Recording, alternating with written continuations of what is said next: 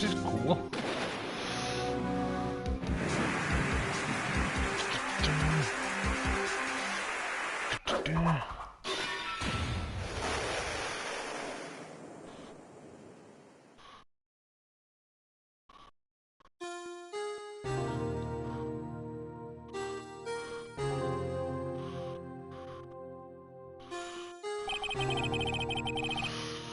Okay, welcome to Justice House of Games. We're back with more Ace Attorney. And we're getting right into the action, as you saw. It's been 2 months since Maya left the office. 2 months without a single trial. Ever had offers, but none I took. That is until the day that girl showed up. February 22nd, 10:02 a.m., White & Company Law Offices.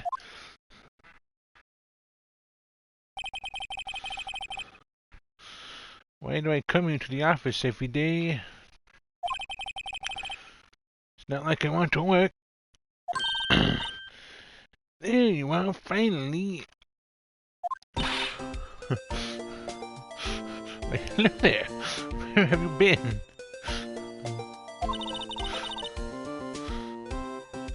My sister's trial is tomorrow. Who are you? It doesn't matter who I am, it only matters who you are. The famous defense attorney Mia Fey. Ooh, yeah. Yeah, you...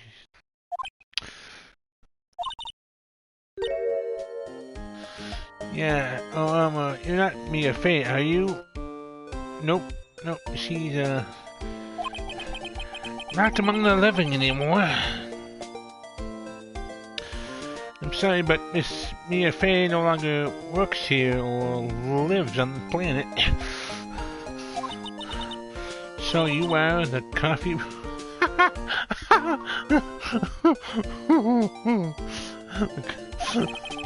I'm Phoenix Wright, a defense attorney. Right, wait.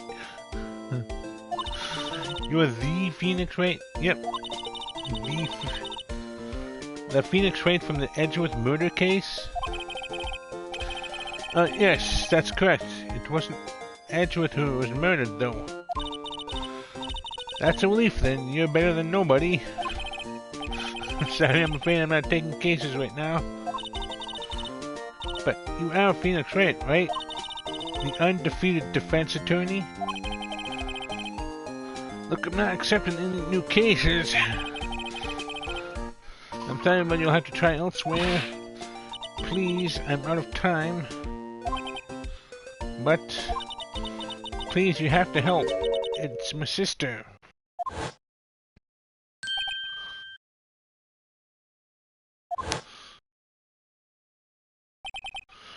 Maya, could it be?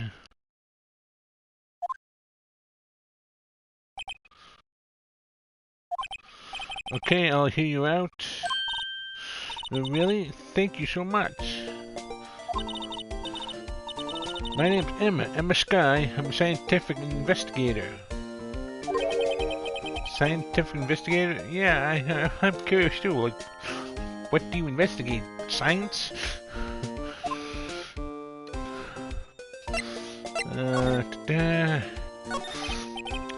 Emma, was it? So you're a scientific investigator? Yes, that's right. Is something wrong? No, what is it?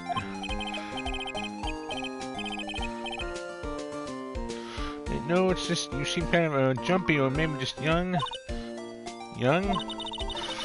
I'll be 16 years old this year. Oh, I see. Wait, only 16? I'm set to be formally assigned to forensics in 3 more years. Forensics, yeah. Becoming a CSI or something? My work is becoming quite well known at my age, no less. So what exactly is your current position then? Well, legally speaking, I guess you'd call me an 11th grader. Yeah. But I'm ready to do my job at my age, no less. Great, another future professional in training. Hey, you gotta dream big. So what's this about case? You said the trial's tomorrow? My sister didn't do it. She wouldn't stab someone with a knife. She wouldn't. She would stab him with a spoon. So it's a murder case. I don't care if there's a witness who saw her do it. She didn't do it. I know she didn't do it. It's a scientific fact. And there's a witness. Just talk to her. You have to talk to her. Right, I suppose I will. I promised her I'd bring me a fate, but that's interesting. How would she know Mia?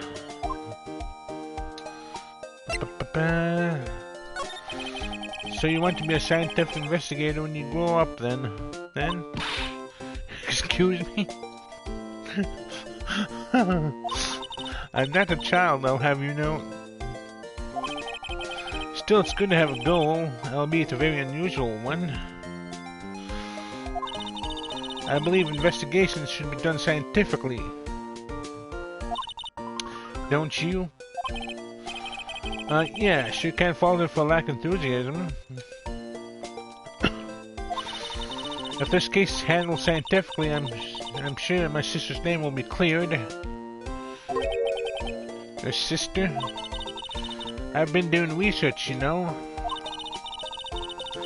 I'm developing a new scientific method of case investigation. Ooh. Go on. I'll show you when I'm done. I'm looking forward to it. Guess I should go down to the detention center and talk to her sister. My sister asked for Mia specifically. This Mia Fey person was a few years below her in school. So they went to the same school, huh?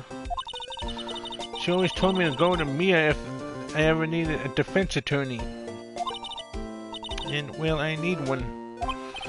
Incidentally, Mia is a woman. And she's also not alive.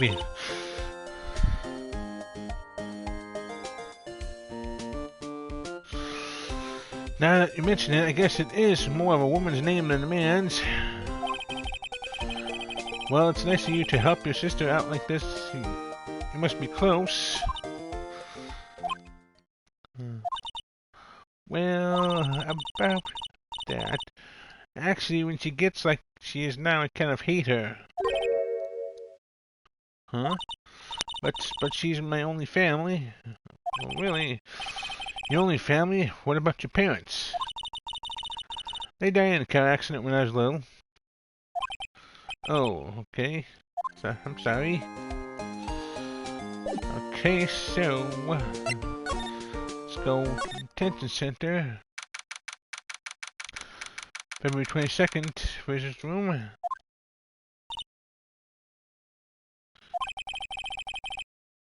I wonder what's wrong with Emma. She got quiet all of a sudden as soon as we arrived. Garrett, I thought I told you I didn't want visitors. Sorry, ma'am, I'm just your sister. No excuses. Or did you not want to raise this year? Understood, ma'am. Understood, ma'am. What was that all about? Hi, Lana. Funny.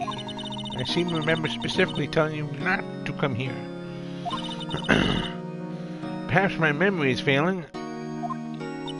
Look. I didn't want to come here either, okay? But your trial's tomorrow and you still don't have a defense attorney. I'll be the one in court tomorrow, and this has nothing to do with you, Emma.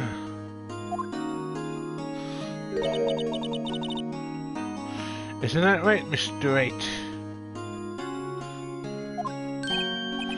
Hey, how do you know me? Mia mentioned you. I've heard quite a bit.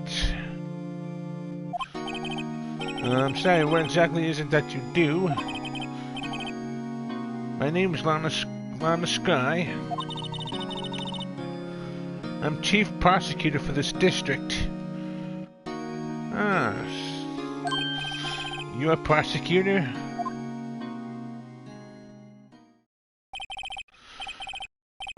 Two sisters, one a lawyer. Could this be a coincidence?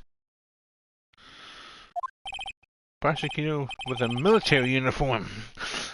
I mean, they're just like...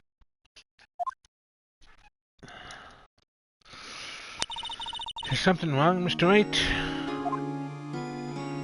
No, just him getting a bit of deja vu. There's something you should know from the start, and what's that? Which is... The suspect in this case has confessed to the crime. Huh? Wait, but the suspect is... me, I did it. Well, Mr. 8? Well, why don't you begin by telling me exactly what happened? Crime took place yesterday, February 21st at 5:15 p.m.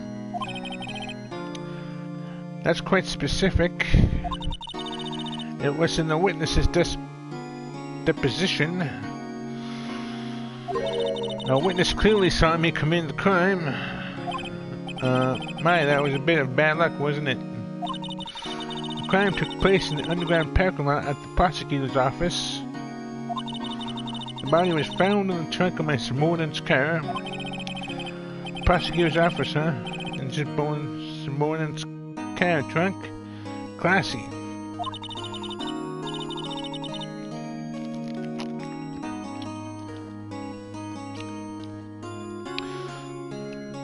I was arrested on the spot, caught red-handed as it were. Well, that's just great. And the victim... So who was the victim? An investigator with the police department.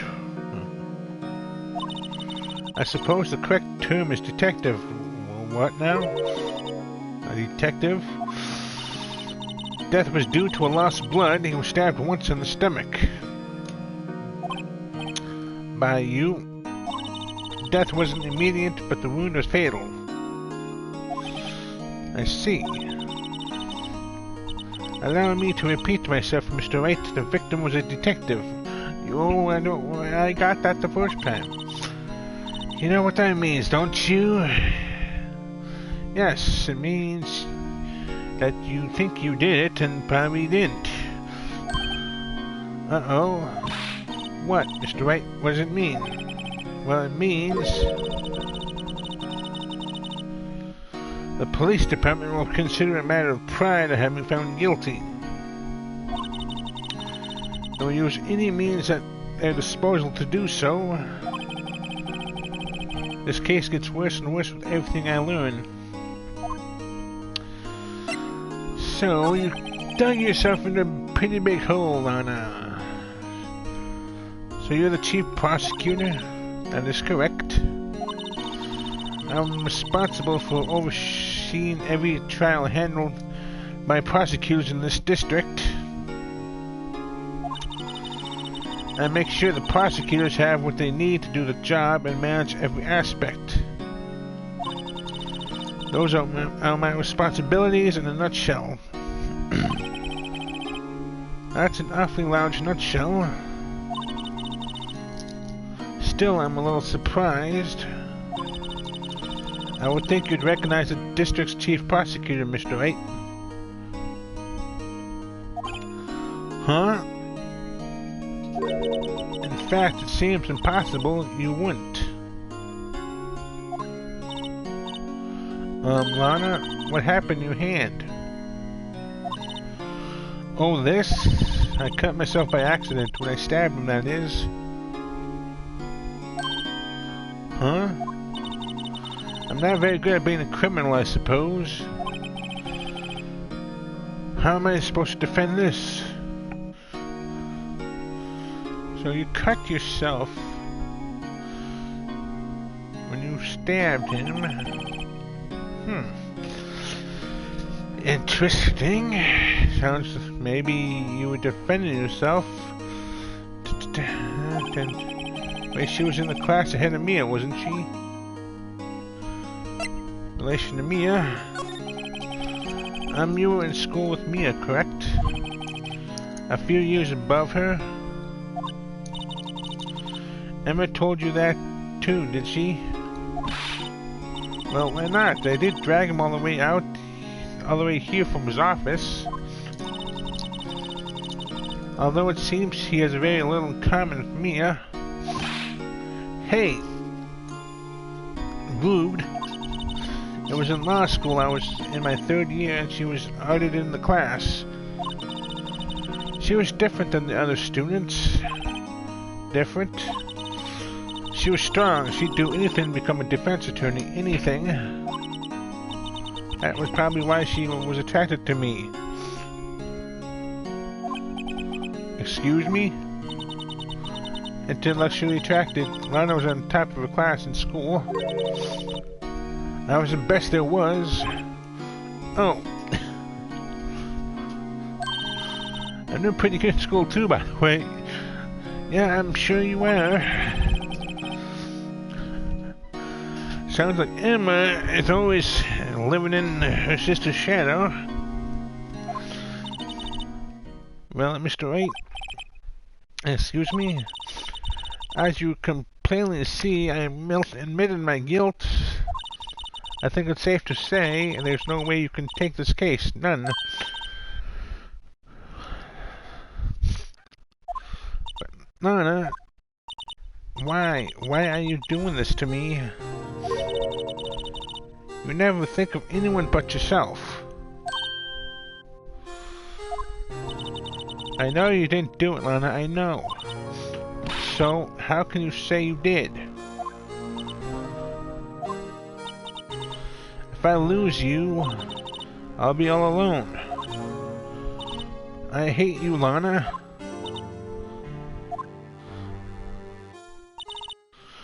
Mr. Wright?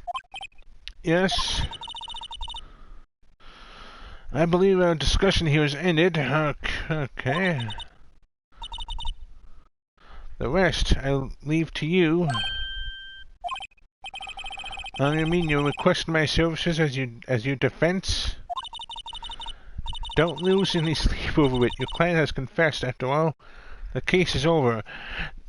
Not true. It's over when the judge finds you guilty. Wait, I'll do what I can to get to the bottom of this.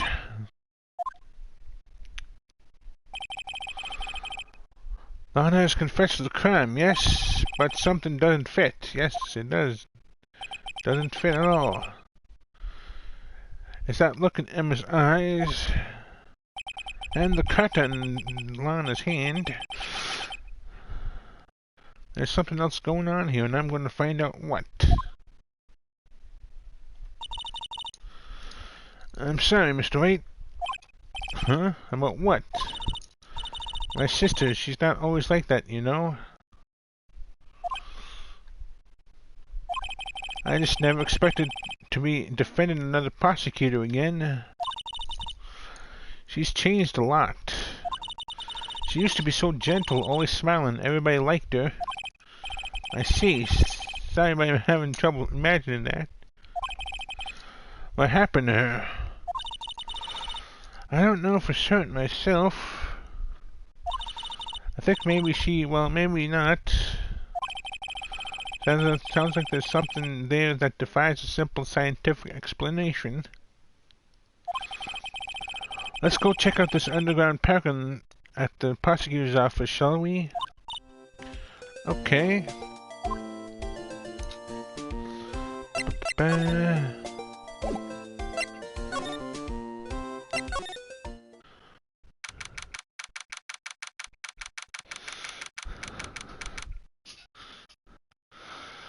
February 22nd, prosecutor's office, underground parking lot.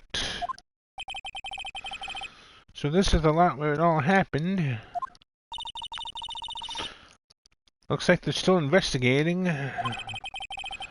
Funny that my first visit to the prosecutor's office should be like this. Hey everyone, keep up the good work. Hey, what are you thinking? Well, they're going to be my co-workers 3 years from now after all. No harm in saying hello. Actually, there is. You know, attorneys aren't supposed to examine crime scenes. I'm trying not to stand out too much here, see? Hey there! You expecting to go unnoticed to your partner? Partner? Why, hello there, cowboy. What do we have here? Looks like a bambina got loose from the ranch and is up to no good. Folks gotta learn to keep them doggies tied down, partner. Mr. Marshall? Marshall looks more like a sheriff to me. Why are you shaving at the crime scene, sir? Looky here, bambina, I know how you feel. You're contaminating your crime scene, you do know that, right? With your own facial hair. But this is my gang's gold strike, see? Strike? This is our claim, our territory with a mother load of evidence. If you're fixing to mess with what's ours, you'll regret it, partner. You know what dreams the cacti out in the desert dream? You want to? They're playing. What's this guy talking about? You head along home now. Happy trails, bambina. Well then. Was that a hombre friend of yours? Kind of, sort of. Yeah, he's a detective. Who thinks he's a sheriff from the Wild West, it seems. Sounds like he's addicted to playing Red Dead Redemption.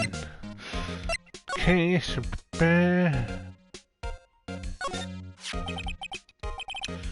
what's this, a wallet? Let's see, excuse me, officer. Wait, what are you doing, Mr. Wait? What am I doing? I just found this wallet, so I'm handing it over to the police. I don't believe it. This is real basic. Anything on the crime scene is evidence. Let's be scientific about this, please. Just put it in your pocket. Maybe it's a detective's wallet. Maybe he dropped it. How is that scientific? Sounds like theft to me. Foldable wallet found at the crime scene. There seems to be something inside.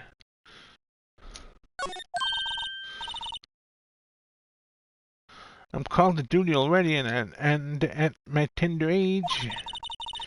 Here, I'll teach you the trick to examining evidence in detail, okay? By the way, her eyes are sparkling, and I can tell she's been waiting for this. Okay, now look at the crime record. Okay. Yep. It's a wallet. You have to be sure to examine evidence carefully on all sides. Now let's start examining from every angle. Okay.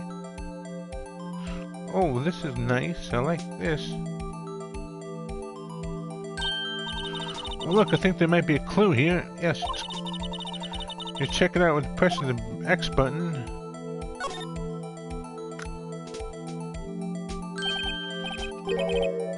This is an ID card. Yep.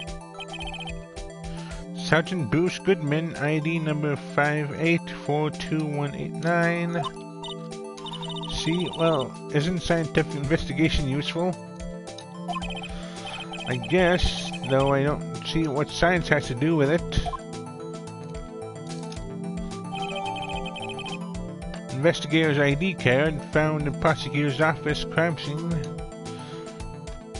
IDs and court record. Let's be sure to examine every piece of evidence we find. I guess I've got to be on my toes from now on. Okay.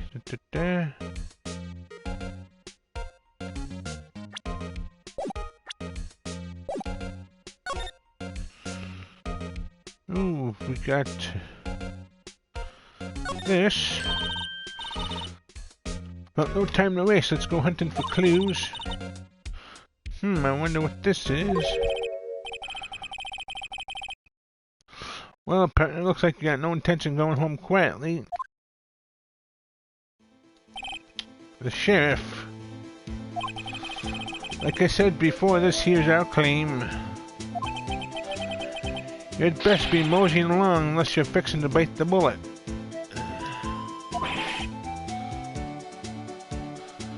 Gosh, scary. Could you just tell us one thing? Who owns that car? Well, the little filly's got a good nose on her. You want to know who rides that one Mustang with the body in the saddle, huh? Please?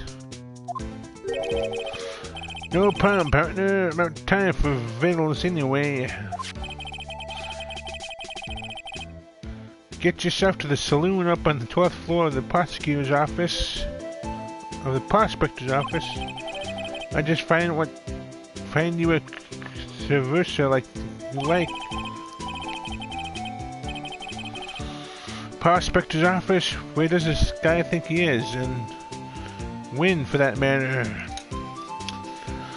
Sounds like he's addicted to it. Yep, as I said, Red Dead Redemption.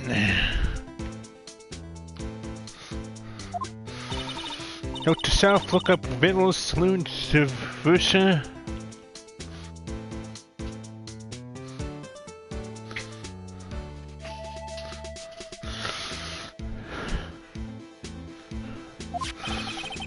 Maybe we should check out room 1202, the High Prosecutor's office.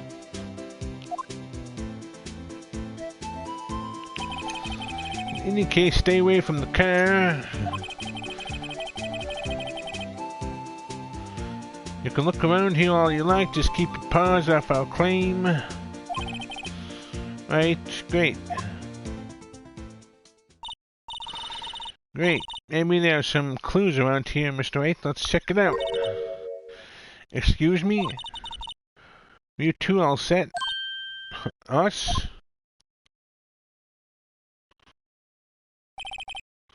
What's this? She couldn't be. You're selling lunches here? This is a crime scene.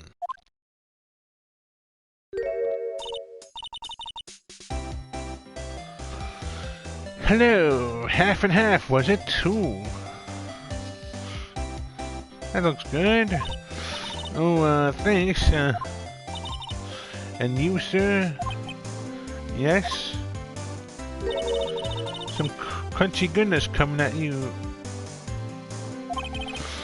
Thanks. Interesting way of doing business. This area is off limits to anyone without clearance. Especially passers-by, or are you officers? No, but you don't exactly look like the type to have clearance. That's hardly a way to greet someone. Even if my days as a cough-up queen are over. Why would anyone call you the cough-up queen? That's kind of strange. I'm afraid to ask. You know, I'm feeling kind of full. Maybe I'll pass on lunch. Yeah, I get you, Emma. I'm quite connected to this case, you see. The images are burned into my eyes, you might say, as, yes, all that sordid secrets. Secrets? Dear me, you're a slow one, aren't you? I'm referring to the murder, the stabbing of that detective. What? A witness clearly saw me commit the crime. You mean you're the witness my sister was talking about? Please cover green, tell us what happened. The name's Angel Star. Don't you go forgetting it. Well, before you know it, I'll have you whimpering at my heels. Why would you say that? Yes, ma'am. Yep, she means it. Okay, let's talk to her. Somehow I knew. Yesterday was a day of destiny. I knew something was going to happen. Just like I know that the daily special on Friday every week is salmon. Hey, salmon's pretty good. Destiny was yesterday special for some reason. You're a defense attorney, right? You should know that, right then.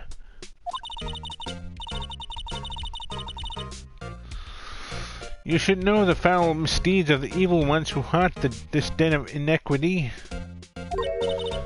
Evil ones? Prosecutors, they have no qualms at all about blackening the name of innocence. And yesterday they paid homage to the most evil one of all. They gave an award for King of Prosecutors. What a farce. So she's saying there was some sort of prosecutors convention yesterday. I was almost compelled to lace their lunches with something foul. And I'm wondering, how are you a witness when you seem to have the motive to do it? Since you don't seem to like prosecutors, what better way to frame one than do you have a personal grievance against prosecutors or something? Or is there some kind of scientific evidence of this evil? Young miss, mock me at your own risk. You'll soon find out why they call me the No, we don't want to find out why they call you the Cough Queen. That sounds rather strange and disgusting. Ew. The most heinous of all the evil ones, the one they hoarded yesterday. It was in his car that they found the body. Proof that he devours the evilest lunches of all. What is in the water in this region? Really? Really what? I'm totally confused. You and me both, Phoenix. One thing is clear, this lunch lady has a thing against prosecutors. Almost like sounds like she'd have a motive. What? So what exactly was it that you witnessed, Miss Starr? It was a fascinating spectacle, to be sure. I now feel I know what they say when they talk about a woman's wrath. You see Lana's guy wield that knife, so her knife flashed in anger, bringing him to a sad end. It was truly a sight to see. You mean you saw that very moment of the crime? The sound of silvery ties to this world being cruelly cut still rings in my ears. Does it now? And the rhythmic beat of Lana Sky's knife. Wait a second, you know Lana Sky? Of course, it's quite a feat becoming chief prosecutor.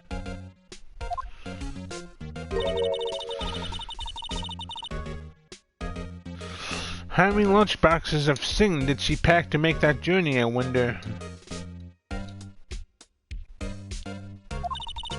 She always travels light. Now, why would this pretty lunch lady know the chief prosecutor's name? Good question. Could we ask you a bit about yourself, Miss Starr? I come here every day to sell lunches. Except you're not selling, you're just handing them to people. I import only the freshest and best from the Far East.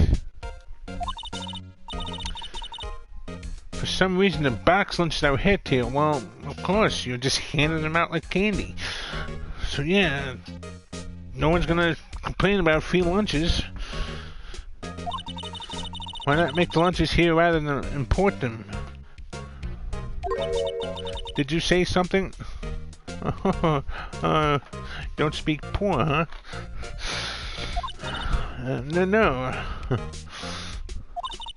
Only true connoisseurs can understand.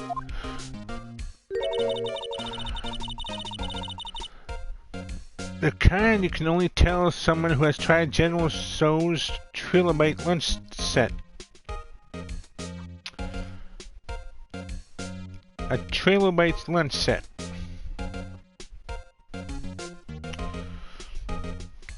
You do know trilobites extinct and been extinct for like, what, thousands of years?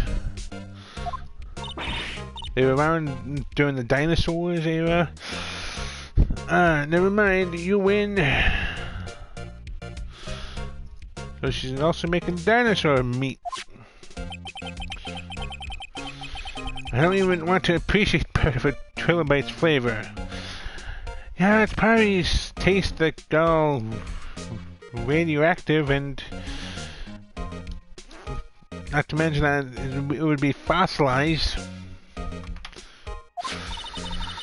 Anyway, I come here every day to sell lunches, except you're not selling them, you're just handing them out. My boyfriend works in the security room here in the prosecutor's office. Your boyfriend? See the security room over there? The glass-walled booth? I sell my lunches, and since I'm here anyway, I drop in to see him. Since you're here anyway, I guess selling lunches is more important than romance. So to scientifically analyze the data available so far, you, mister, our lunch vendor with an ulterior motive for coming here. Yes, to spy on the prosecutors. And just using useful analysts, not...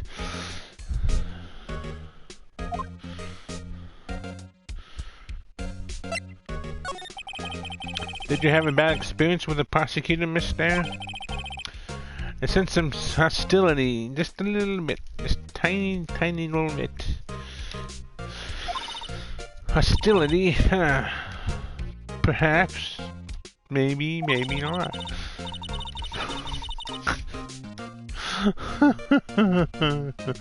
Prosecutors are all alike, and the bigger they get, the worse they smell. Well, maybe, you know, kind of like 10-day-old clams in the chowder. Says the woman handing out dinosaur lunch boxes.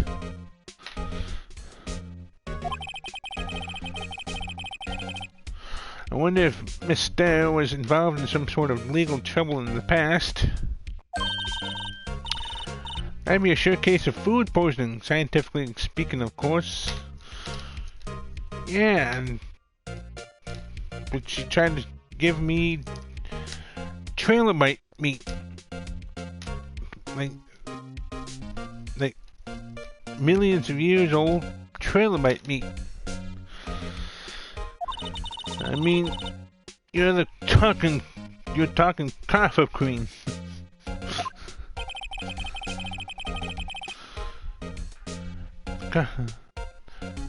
Cough cream with access to dinosaur food. I thought she was just a lunch vendor. Now I'm not so sure.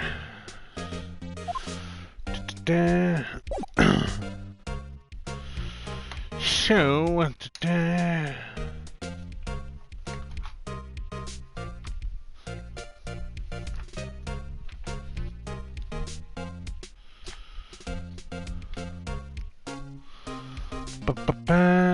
so let's see. High Prosecutor's Office.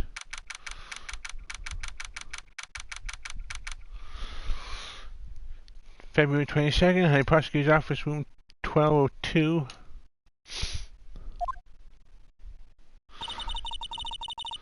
This is the kind of room that just screams, I can do the job.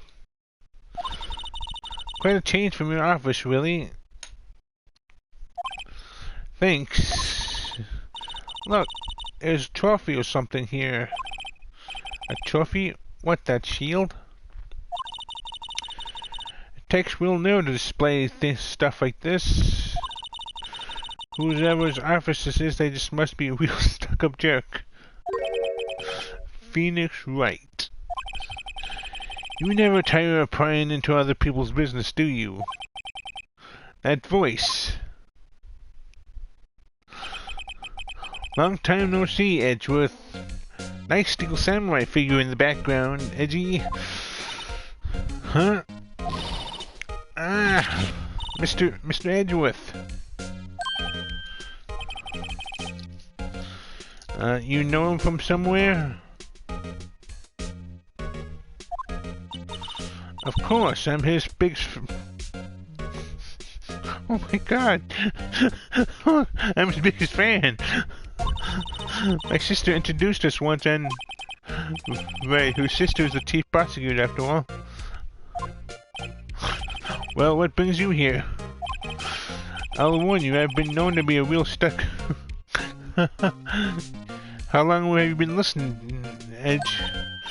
No, did I? No. It was just Mr. Wright here. He... Hey, don't pull blame on me. Rude. We're just here to investigate a murder case.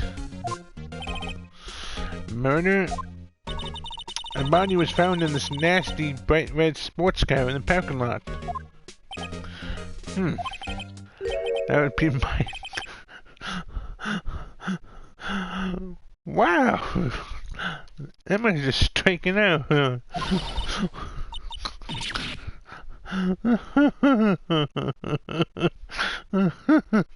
Yucca.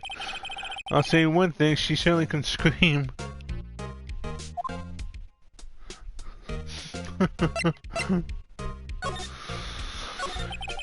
So the body was found in your car. Go ahead, say it, right? You think I did it, don't you? No. After you went through all that trouble to help me last year, no less. No, we don't think you did it. I mean, it was my sister who stabbed him.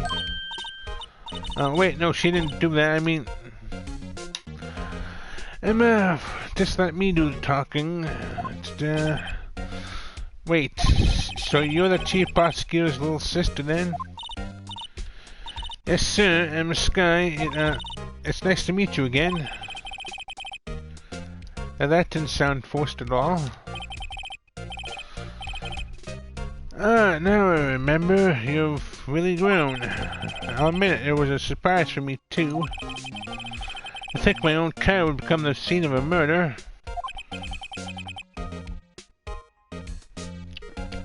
More surprising still, I'm being forced to prove my superior's guilt. I can understand. Well, wait, what did you say? Well, this guy is the chief prosecutor, the top prosecutor in the district. She can't prosecute herself, so I'll be the prosecutor of the trial tomorrow. You, Mr. Edgeworth? So, I'll be facing off with you again. To be honest, it's a bit of a miracle I'm still here at all. What do you mean? Rumors? You've heard the rumors about me, haven't you? Miles Edgeworth. It's hard to remember a time when there weren't rumors about this guy. Forging evidence, arranging false testimony, illegal searches, you name it. Thanks to you, my innocence was established in the trial at the end of last year.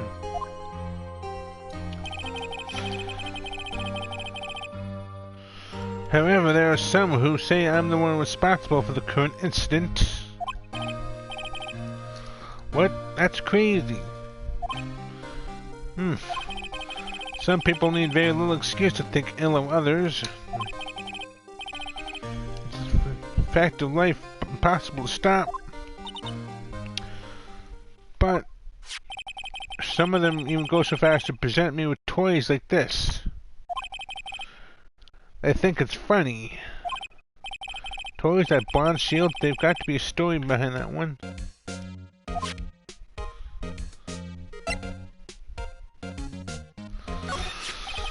Chief Prosecutor Scott, yes, we first worked together on a case 2 years ago. It was my first big case. That's right, I remember. 2 years ago, I wasn't even a lawyer yet. Since then, I always felt that she was looking out for me. It appears I was mistaken. Mistaken? Why? I mean, I know she's not the warmest person, but I'm sure she felt some responsibility for you. And why? Why did she stab someone in the trunk of my car?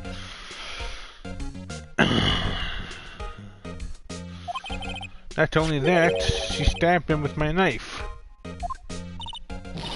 What? What? Mr. Edgewood, your knife was a murder weapon?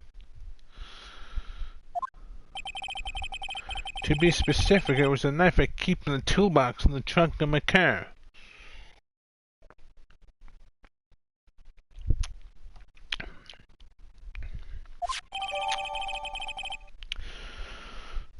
I'm trying to get a theory of... It wasn't you, Lana. I think it was Angel. She's there all the time, practically. She was most likely observing the place. Knew exactly what was in your trunk. What? Are you sure you didn't do it? Come on, can't he take a joke? You have a strange sense of humor, Mr. 8. That's true, Lana, he does.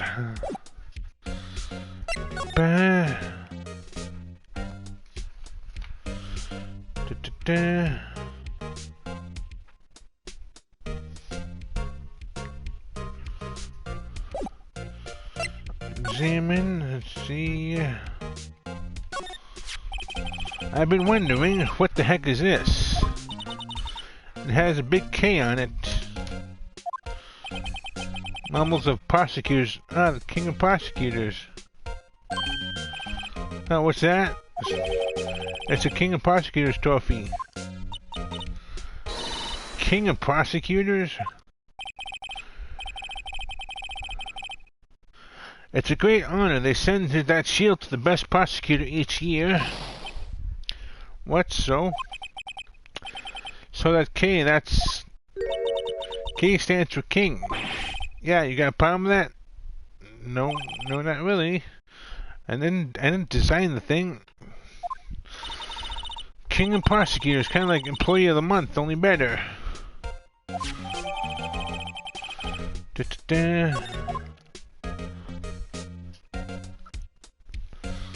I see that, Steel Samurai.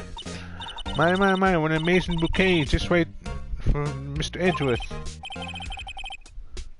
No kidding, hey, there's a carrot on it.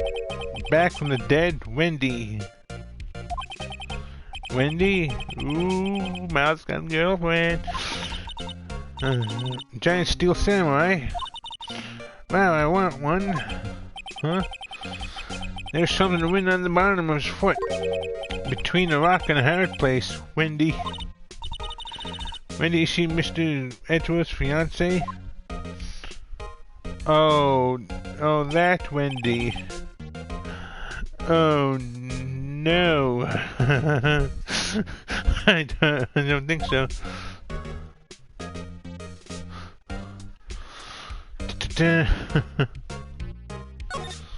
work desk. It's quite tidy as one might expect. Very nice desk, easy to use and easy in the eyes.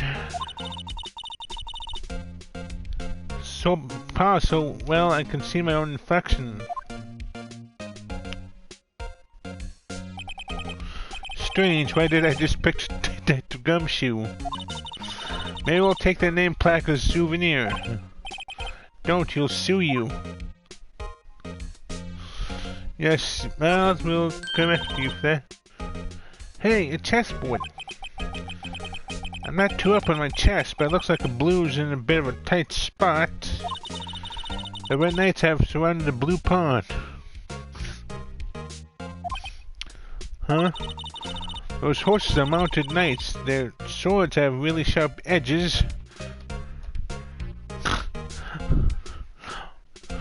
I think Edgeworth is trying to send the same message with that. And check out that poor pawn. His head is kind of spiky. What are you trying to say, Mouse? What are you trying to say? Check out the poor pawn. His head kind of reminds me of you. Mr. Edgeworth must be an avid chess player. What's wrong, Mr. 8? Edges surrounding the pawn with spiky hair. No, it's nothing.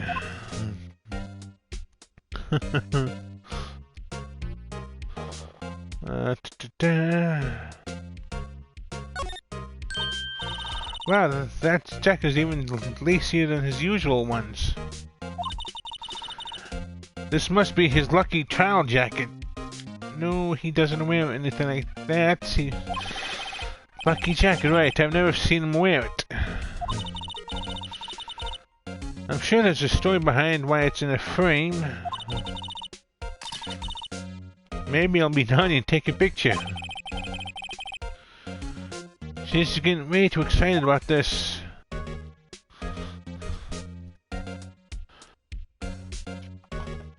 Let's see.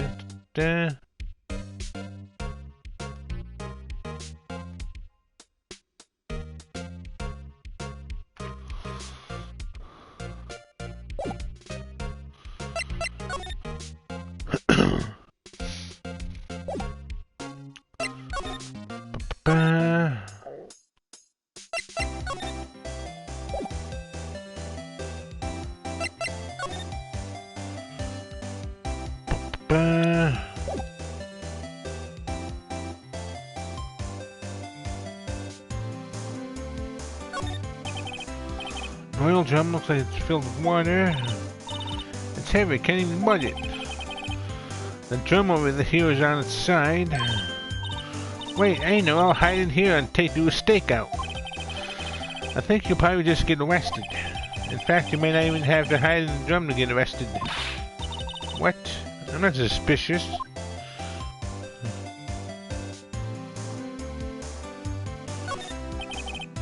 No clues here. Aha, ladder. That's a step ladder. What's the difference? In scientific terms, please. Scientific, huh?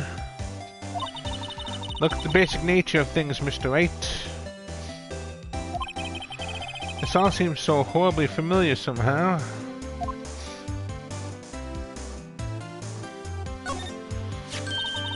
Here, a phone. Let's see if it works. Hey, don't touch stuff we don't need to be touching. I can't hear anything. My ears, no, my ears. Maybe it's due to the barometric pressure. Or maybe it just doesn't work. What is she babbling about? Hey, what did you just say? See, you can hear just fine. The phone's broken. I missed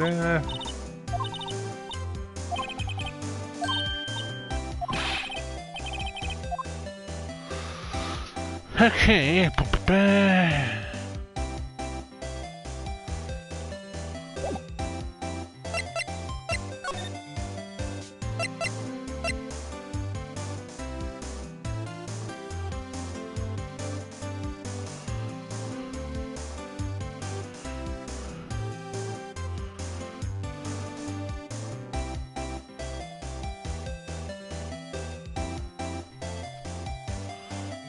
Ba-da-ba.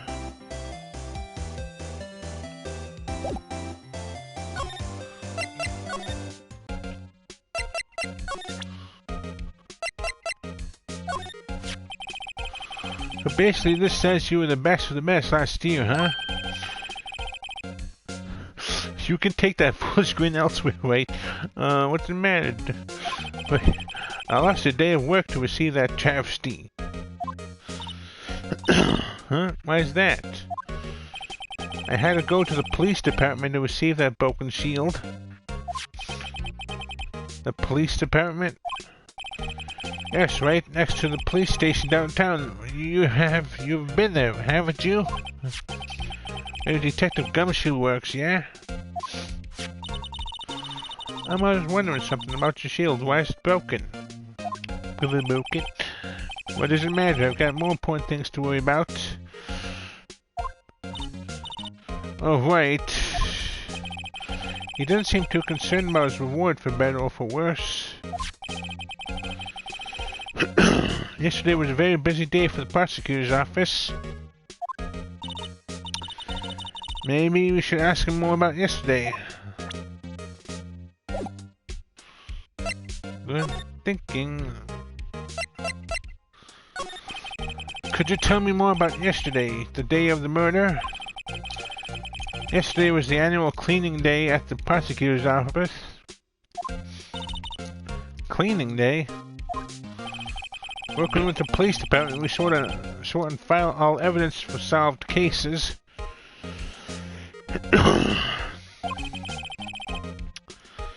We call it evidence transferal.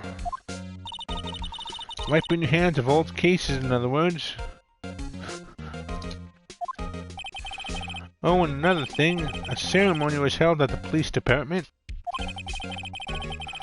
There's an annual review and rewards for outstanding police officers and prosecutors.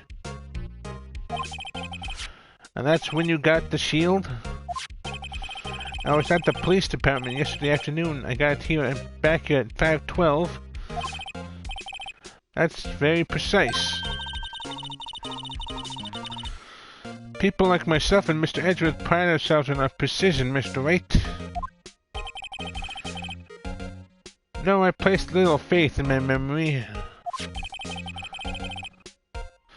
The only thing I trust is solid evidence.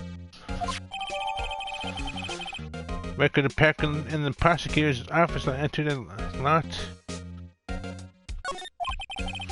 This is the packing stuff from the underground lot. The murder took place around 5:15. So the murder happened right after you got back. Yeah, about a couple minutes later. What, right? I'd appreciate it if you'd direct that suspicious glare elsewhere. I'm not suspecting you at all. I know it's not you.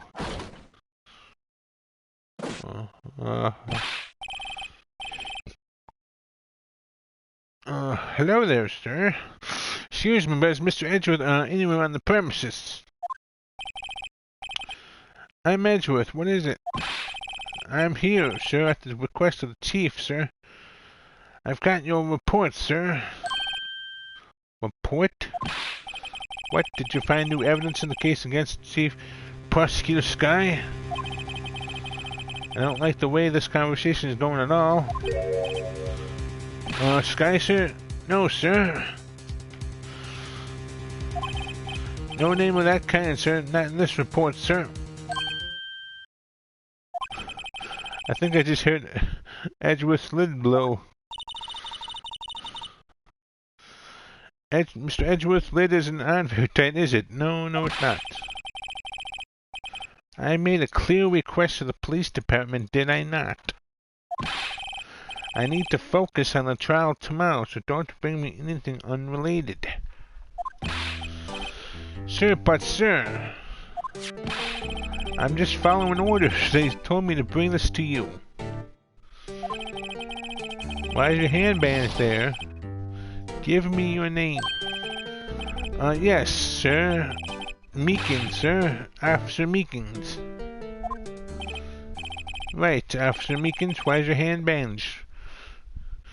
Take your report and leave. And good luck with that raise next month. Whimper. But sir, I didn't know. Poor guy, it looks like he was absent on the day they gave our brains good luck.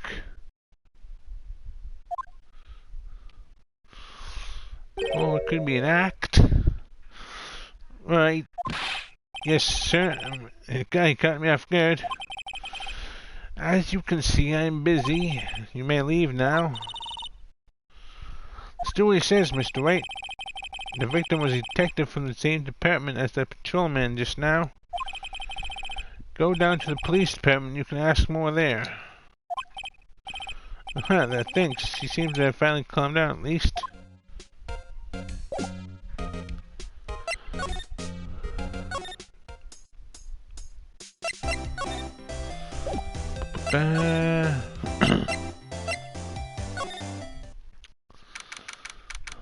February 22nd, police department entrance. Whew, we're finally here. Why would they put the police department so far away from the prosecutor's office? Beats me, that took almost 30 minutes by taxi and the traffic wasn't even that bad. The police department, huh? I've only been here to criminal affairs next door. Hold on, what's that?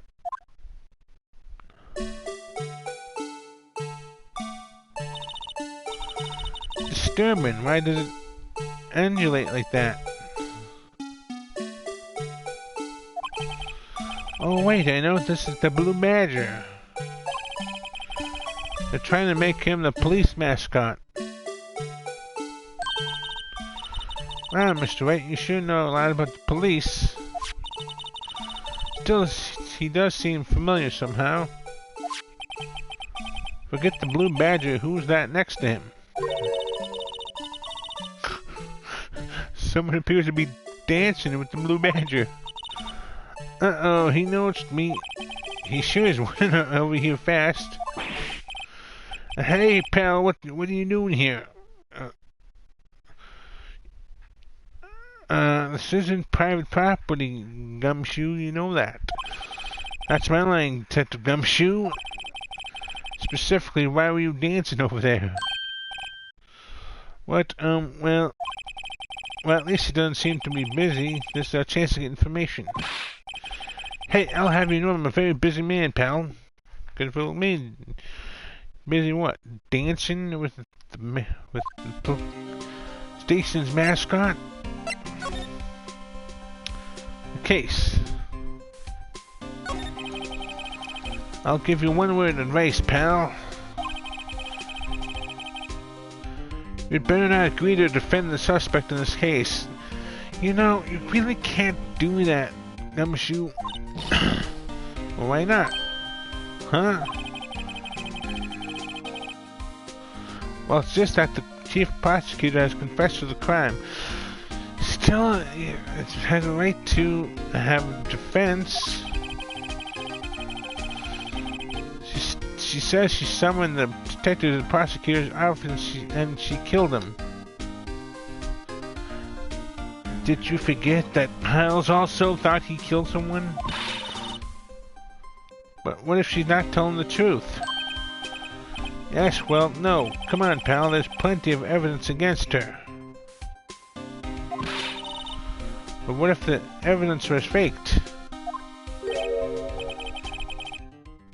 Hey pal, can I speak to you for a second? Huh? Me? Why is this little girl so peeved at me? I don't know, maybe she's a relative to the suspect. She's Landeskai's sister. Whoa, the chief prosecutor's little sister? Just please investigate this case carefully, okay? Scientifically. Yes, sir. Oh, by the way, you might want to keep your voices down. You don't want to be overheard using words like faked.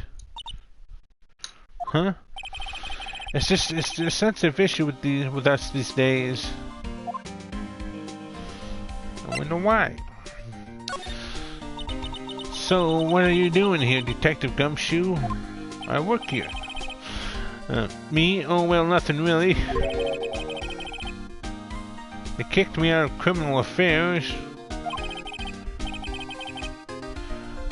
Detective Gumshoe, what did you do this time? What do you mean, this time? And what happened? I know things are busy right now. I mean, with my sister's case and all. It's true, we've never had a chief prosecutor murder anyone before. Only the highest ranked people are being let into criminal affairs now. The lowest ranking guy in there is our chief of detectives.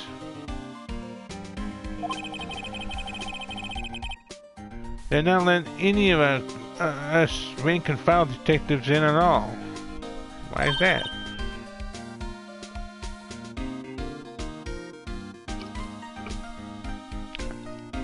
None of you? I know this is an important trial, but isn't that a little hard? So anyway, I thought I'd spend the day getting the badger dance down pat. Isn't there anything else you can be doing? The chief of police himself is directing this investigation, pal. And Officer Marshall was assigned to the underground parking lot. Officer Marshall? Now that I think about it, Enderman did seem to know that Marshall guy. The patrolman in charge of the crime scene, it's unheard of, pal.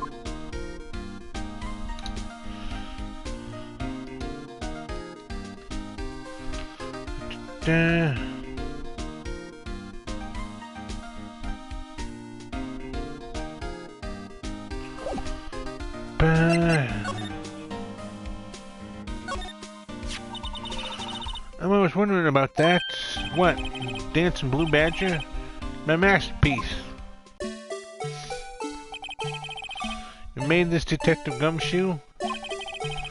Chief threw together some design that just did for me. I just did my thing, pal. Nice work, pal. It's battery powered, so it can go anywhere. There's no switch, so just dances until the batteries die. Poor Blue Badger faded to dance until he drops. A work of art designed by the chief of detectives and created by Detective Gumshoe.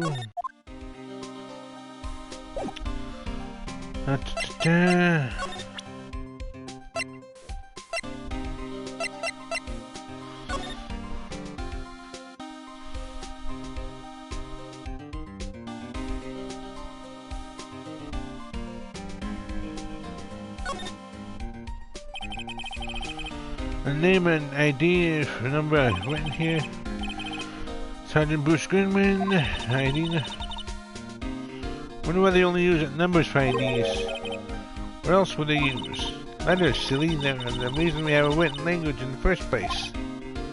True. Sergeant Bruce Goodman, ID. Yabadab.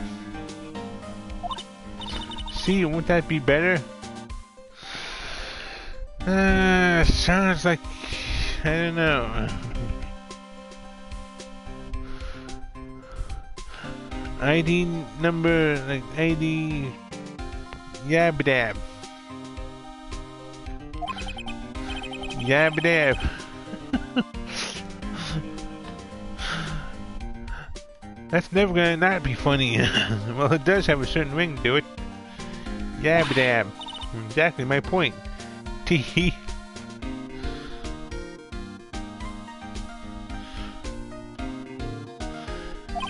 All the work of no yabadab makes Johnny a dull boy. Doesn't take much to amuse her.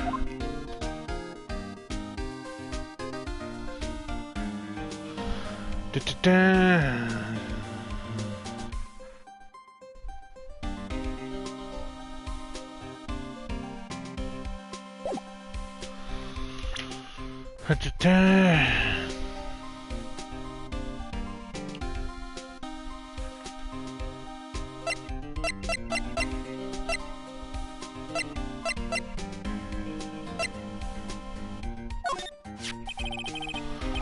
Detective Gumshoe. What can you tell me about this? Huh. Hey pal, this is a detective's ID card. You can't just keep that, you have to turn it into police.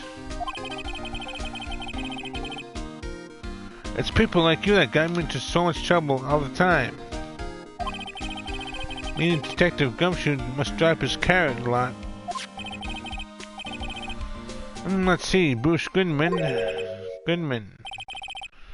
Sounds familiar. No, my mistake. But you didn't work together with him in criminal affairs? Whoa, now I remember. Bruce Goodman, he's the victim. Yes, he is. That's what I thought.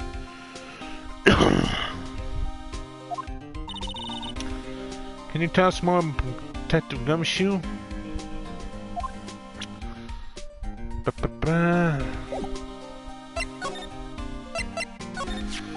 So this ID card belonged to the victim. He was a detective like myself. Detective Bruce Goodman.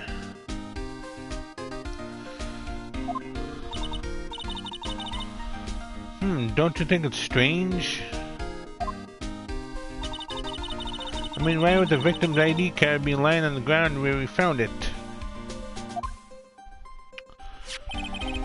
Well, Detective Goodman, sure, I've been at the police department yesterday. There was an evidence transfer for a case he handled 2 years ago. Evidence transfer? Mr. Edgeworth mentioned that too. But Detective Gumshoe was killed at the prosecutor's office.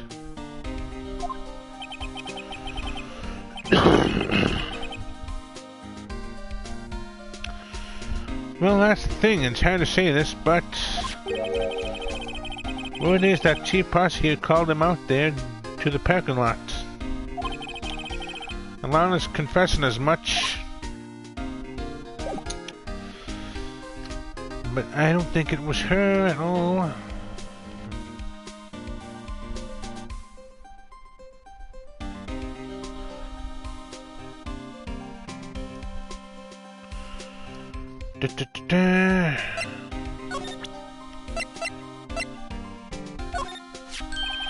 Hey, that's it. That's the King of Prosecutors award that Mr. Edgeworth got yesterday. Were you at the award ceremony, Detective Gumshoe?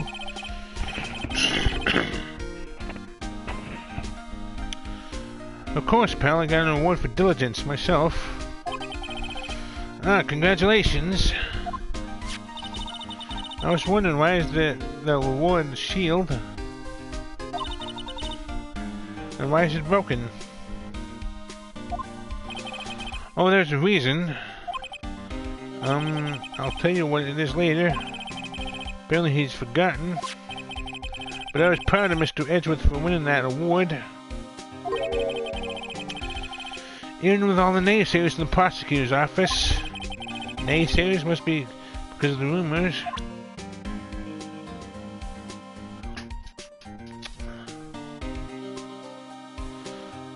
Okay.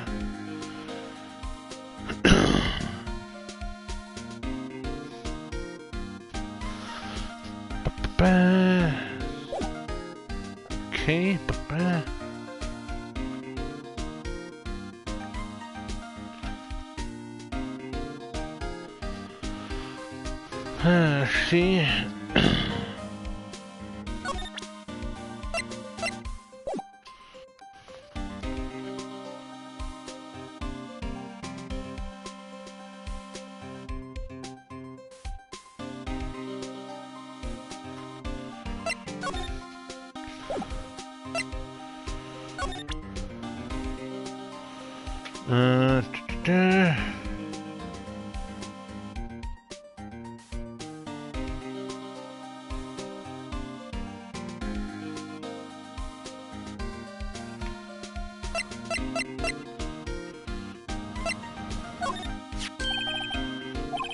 Yep.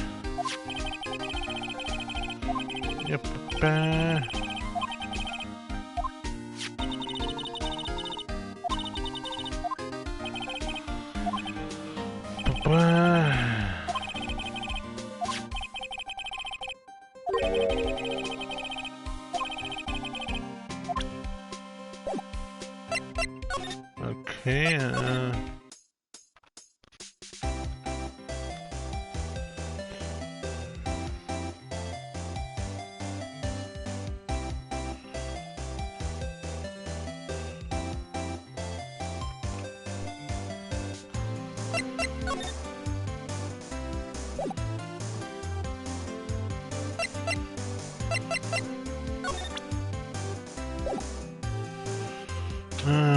ta-da.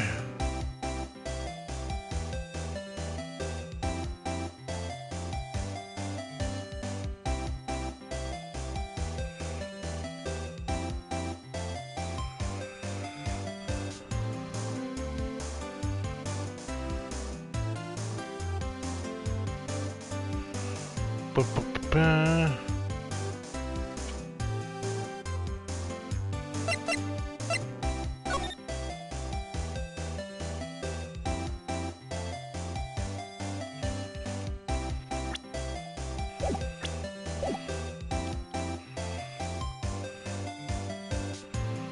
I think I missed something. Anyone was mixed with what's the exit? What are you talking about? Explain the exit.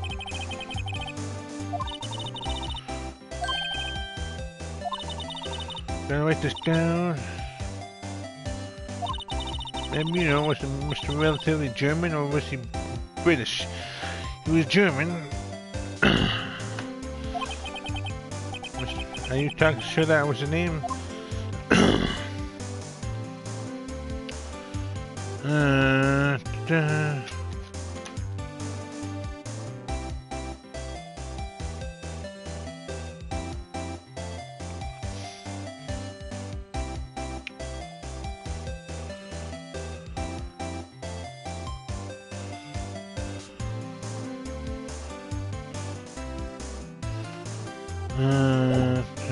Missing something.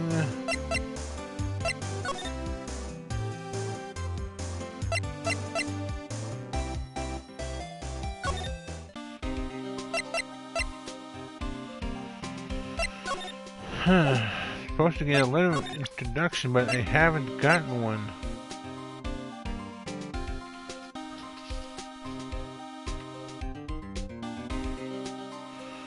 Let me look it up.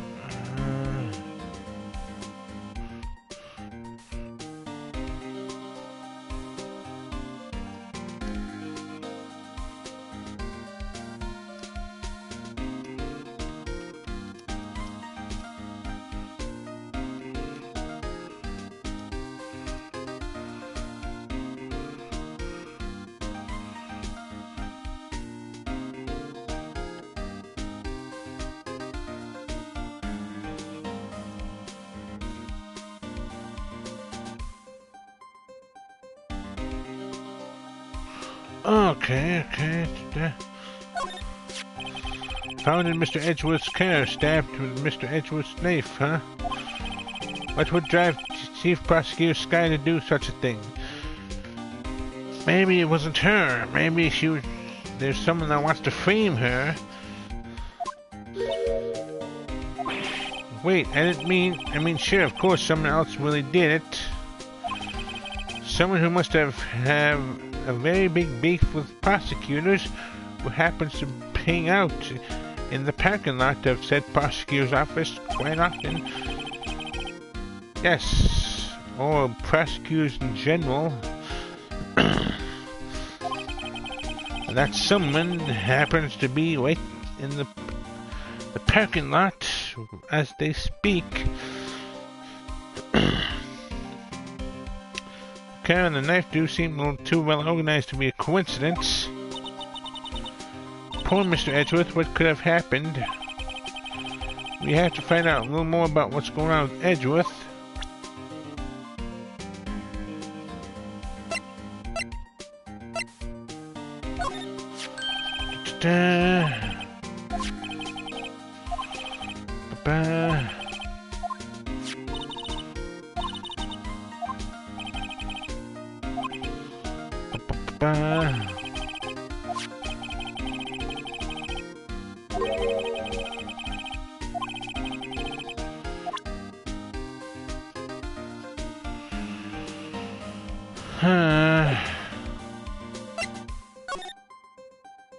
Edgeworth troubles.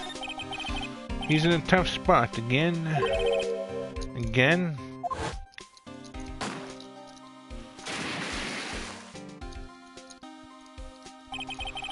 Well, it all started with the murder of that defense attorney Hammond. But Mr. Edgeworth was found innocent.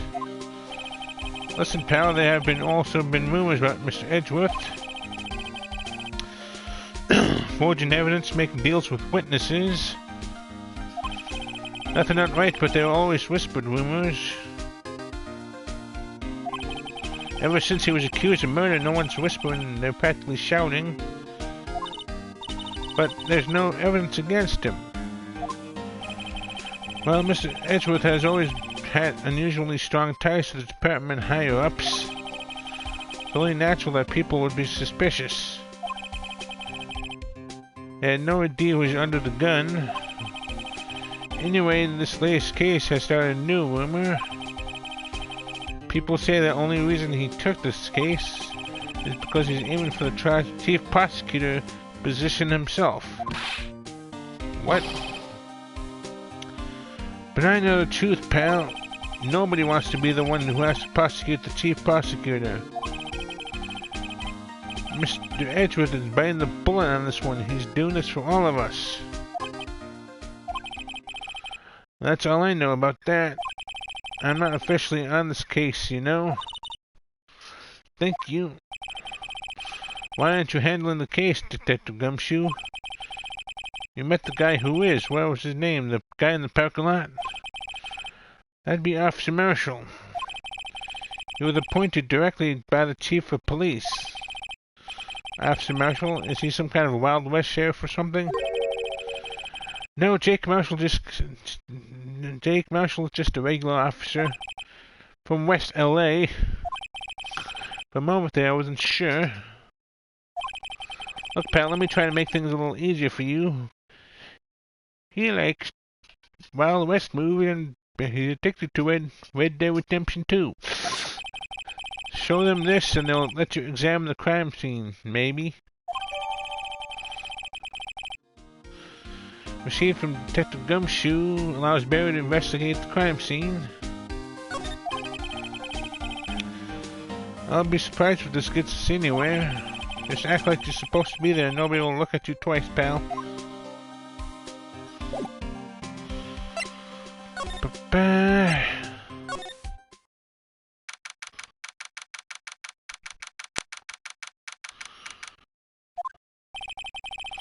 Looks like the investigation is still going. I have to begin back to the shop. Sorry, it looks like I'll be stuck in this pit till the sun sleeps. I'll see you in my dreams tonight then, maybe. Oh, still here? Hello? Why the surprised looks? Didn't I mention? I got a boyfriend in criminal affairs too. You do now. What happened to the security guard? Hey, what's wrong, Bambina? You're looking like a doggy that's lost its herd. J. Commercial. Strange guy to put in charge of a crime scene.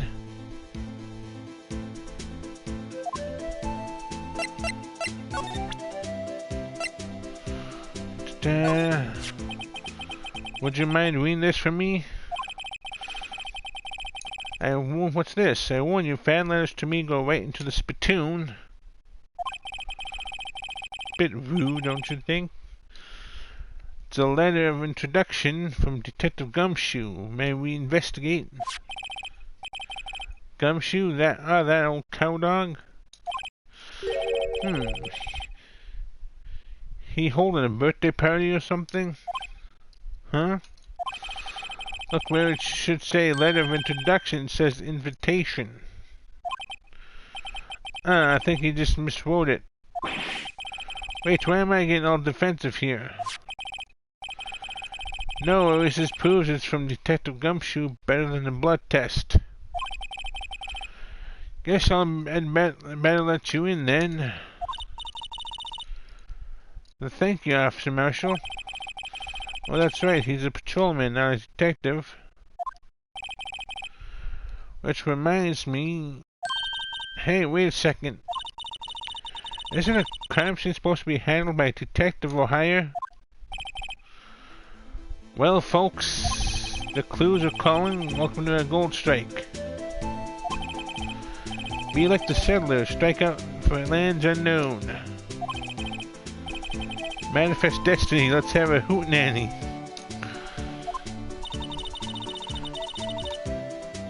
Note to self, police investigations are like settling land.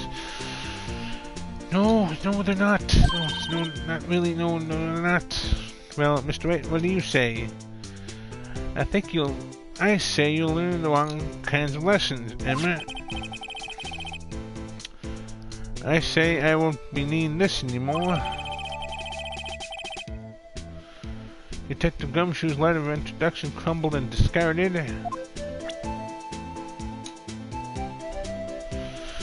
Okay.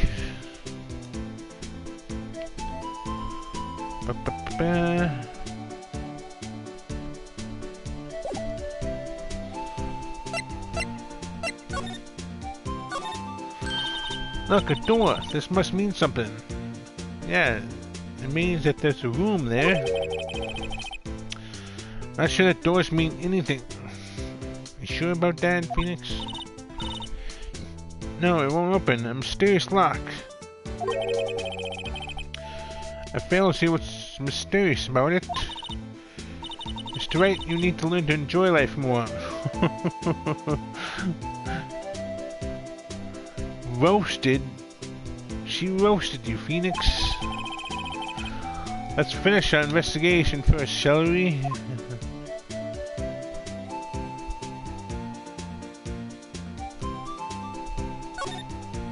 Let's see.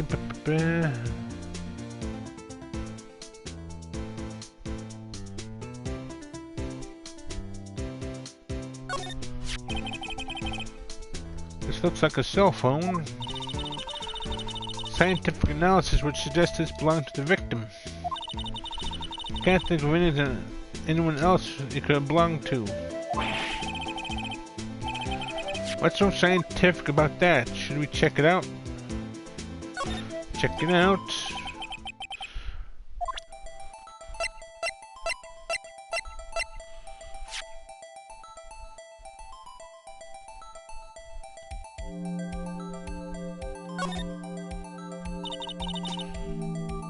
Man with a bone strap.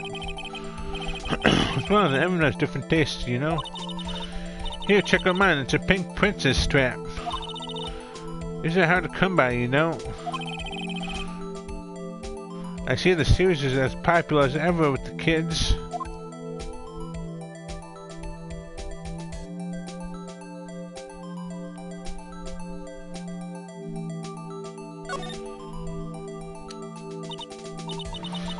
This phone's still on the redial screen. Redial? Mr. Wright, most phones keep a record of all calls you made and received. You just press the blue button to display the last number you called. Convenient, isn't it? I'm surprised you didn't know about it. Sorry to disappoint you, but even I know about things like redial. Oh, I'm sorry. It's just you never know with people from your age. Just calling you old, Phoenix. Whatever, let's check this phone out.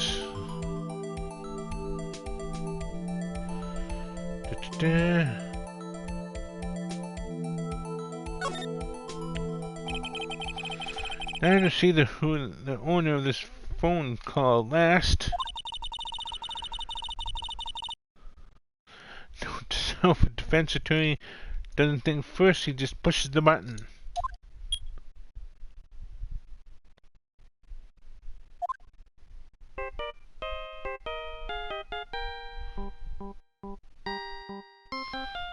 Oh, yes.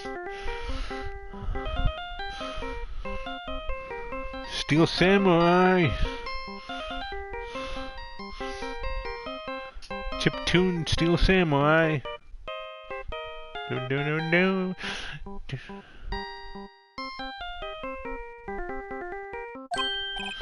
Hey, that song, I know that. Yes, it's Steel Samurai. Hey, what's going on over here? Jamming out to tunes, my dude. Oh, sorry. I see you, partner. You pressed redial on that phone, didn't you? Well, yeah. Whose phone is this anyway? It was on the ground over there. Whose is it? That belongs to Chief Prosecutor Sky. What, it's my sister's? She apparently dropped her when she was taken into custody right after the crime. Look, the last call was made right when the murder occurred. Looks like she was fixing to call someone. Except she only spoke for a few seconds, according to this. Who did she call? No idea. Sorry, partner. I've got a question for you, partner. I heard a phone ring just now, one of those newfangled ringtones. Oh, that... oh. I'm sorry, that was my phone. What? Your phone? Yeah, it's kind of strange, but someone called me right as we picked up the other phone, the wrong number. I hope you're not lying. They shoot you for that in Texas, partner. Well, good thing we're in Texas. Uh-oh, I'm inside the wrath of the Lone Star Patrolman.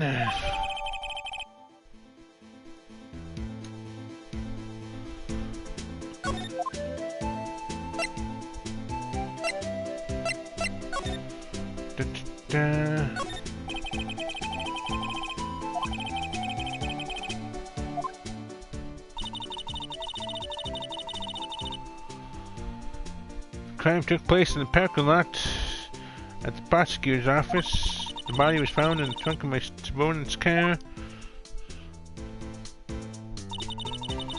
Quite a luxury car. It seems I have money to burn. Yeah, prosecutors get the big bucks.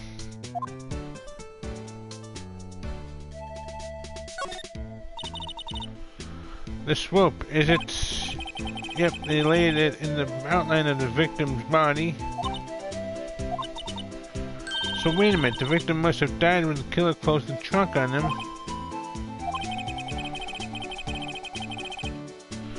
You have got to be the only person I know that would come to that conclusion.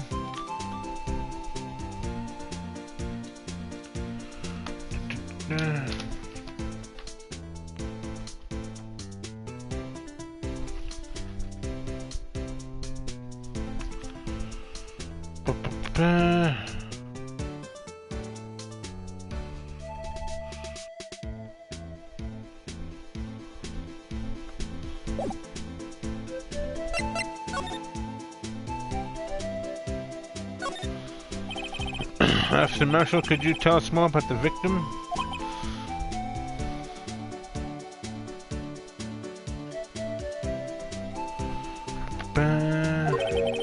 Good men always die young, remember that, partner.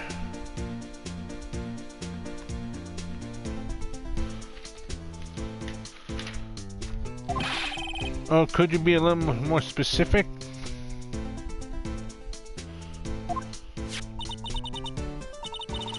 Bruce Goodman, he was a detective, right?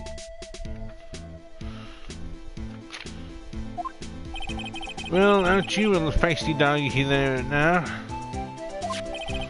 Detective Goodman was stabbed here at 5:15. The smiling Madonna took him told me the tale. I think he means the witness, Miss Angel Starr. One stabbed to the chest, a fine piece of work. This here's the autopsy report. Goodman's autopsy report added to the court record. Was my sister involved with the victim in any way? Funny you should mention that, Bambina.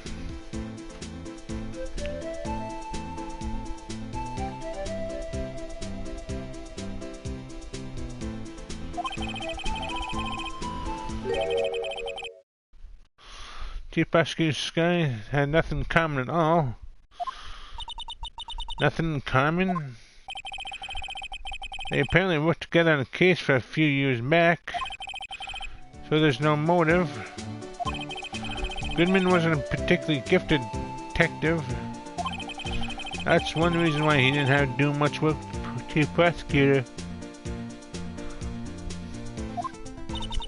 But my sister called the victim here on the day of the murder, right? Here, to this parking lot? So it seems, like calling an unarmed man to a shootout at high noon.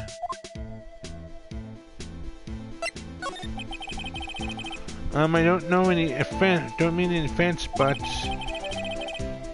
Officer Marshall, you're a patrolman, right? Not a detective? You're calling me out, they shoot you for that in Texas. Probably shoot you for a lot of things in Texas. Huh? I was one of them fancy shoe detectives till 2 years ago, to tell you the truth. Yeah, that's when I fell absolutely in love with the Wild West and Red Dead Redemption, really. But you're a patrolman now, so you can't be in charge of a crime scene.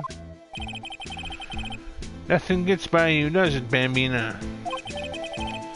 So why are you in charge? No reason, we're just short on hands right now. I'm keeping an eye out in the meantime. That's odd, though. Detective Gumshoe was saying he had nothing to do, nothing important at least. He's nothing but a sad old cowdog that can't find his tail. Maybe it's because he runs with that Edgeworth, huh? Edgeworth? That cowdog's been kicked out of his cattle run by order of Chief of Police. Just he doesn't realize it yet.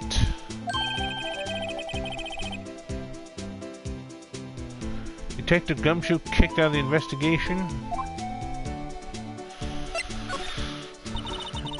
So, it sounds like there's a conspiracy. So there's no connection between Detective Goodman and my sister. That's correct, but there's a goldmine of evidence against her. Oh, I'm sure there is. How much of it is authentic is things to find out. And the prospector tomorrow is none other than Edgeworth himself. I'm afraid your sister's fate is decided, Bambina. Many condolences. Officer Marshall? Yeah, Bambina? How can you say that? You and my sister, you were... Is there something between this cop and his sister that I don't know about?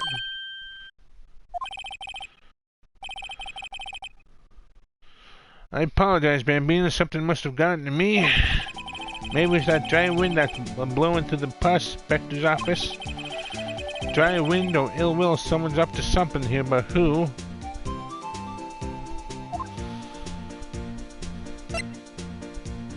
Yep, sounds like someone would benefit greatly with Sky taking the fall. Suspicions about Mr. Edgeworth have been flying around for nearly 2 years now. Forged evidence and arranging testimonies, you mean? He was unbeatable because he did whatever it took to win. Unbeatable, that is, until he met you. The rumors are just rumors, aren't they?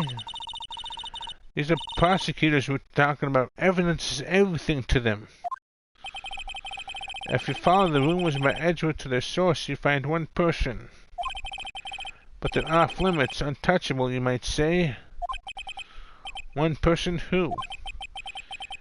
Hate to say this, but it's your sister, Bambina, Chief Prosecutor Lana Sky. What? My sister? Edgewood couldn't rustle all those cattle by himself. Some people load their guns with bullets, some people load them with deals.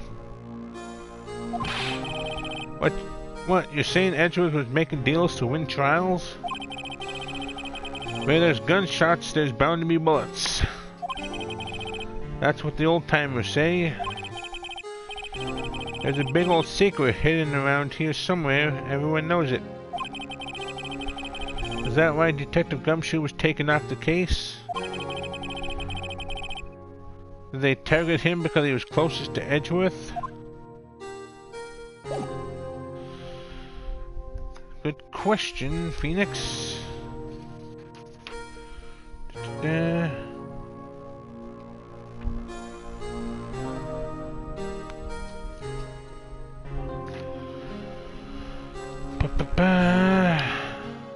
See.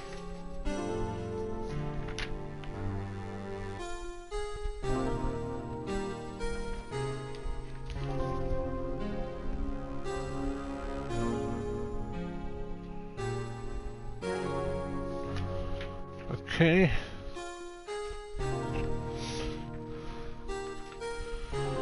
Okay, you gotta examine some more.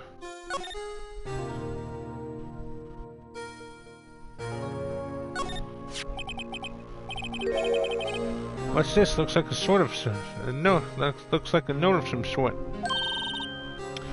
Look, something's written on it. 675-12-2. Oh, 67S 12-2. Wait. There's a name printed on the paper above that. Goodman. Maybe it fell out of his pocket when he was killed. Well, so, what does it mean, Mr. Wright? How am I supposed to know?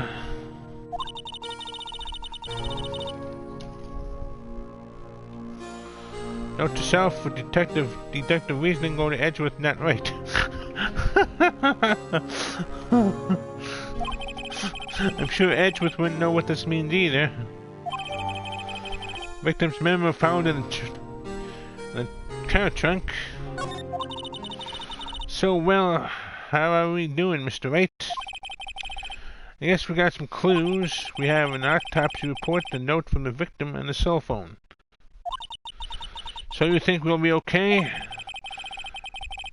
Well, the only thing that's still bothering me is that Lana is confessing to the crime. She says she did it. No problem.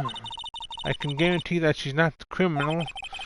Oh, by the way, Emma, yes, I know that song your phone plays when it rings. What?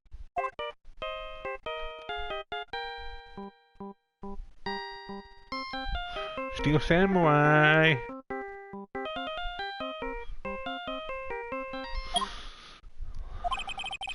It's the Steel Samurai theme song, isn't it?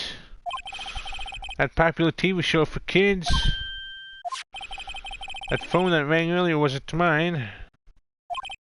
It was yours. She was last calling you at 5:18, just after the murder took place. Your sister called you, didn't she, Emma? I'm sorry. Can you tell me what you talked about? She hung up right away. I see.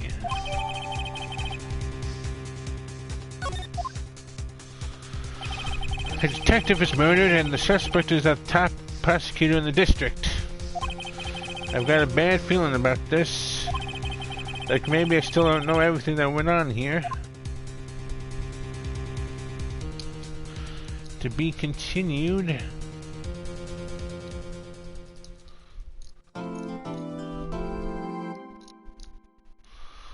Ba-ba.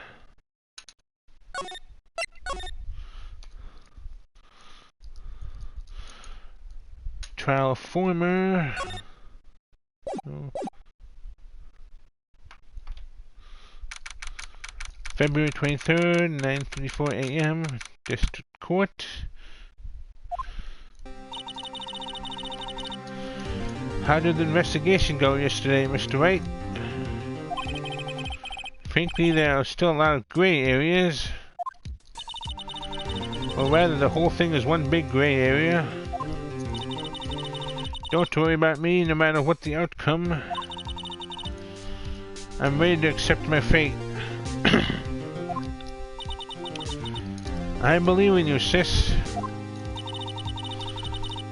Mr. Wright, let me offer you a word of advice. Yes?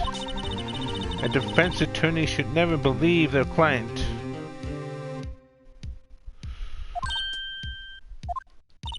The defendant is called to trial because they're suspected of wrongdoing. Never forget that. Miss Guy, you remind me a lot of Mia. But there's one decisive difference between you and her. And that is, you're not a defense attorney. I believe it's almost time for the trial. Good luck, Mr. Wright.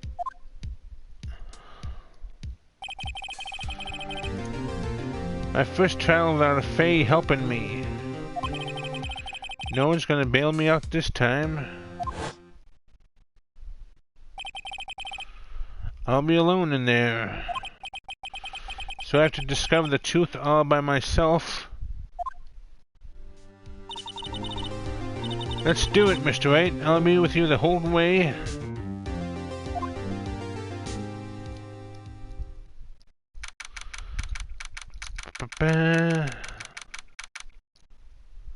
Courtroom number 9.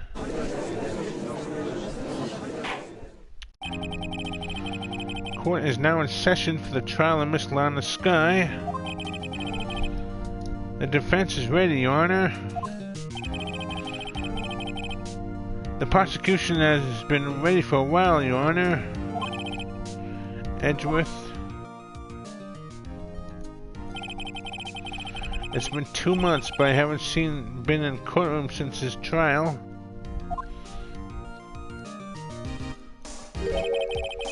I hope that personal feelings will not be part of the proceedings today, Mr. Wright.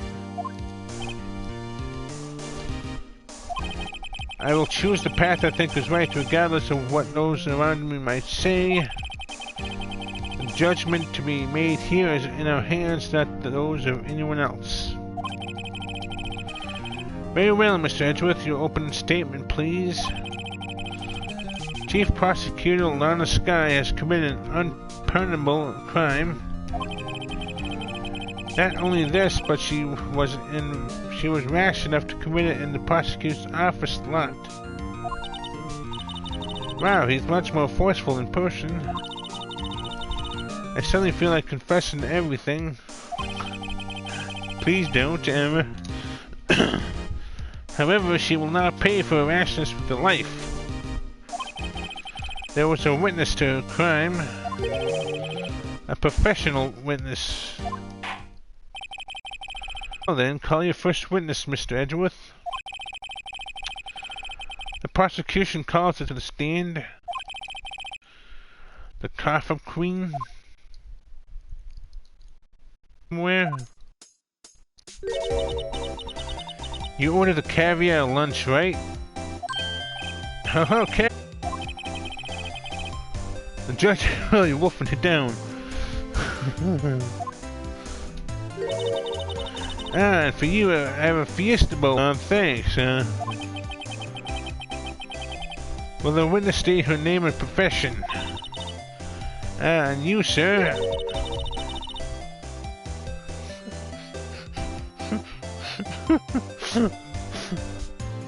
Those look like sesame seeds. Did you order the fingerprint lunchbox? It is too early for lunch. Your name and profession, please. Well, Your Honor, how does it taste? So this is why everyone raves about caviar. It's so tasty it hurts. I always thought caviar would taste like pickled tapioca. What the heck does pickled tapioca taste like?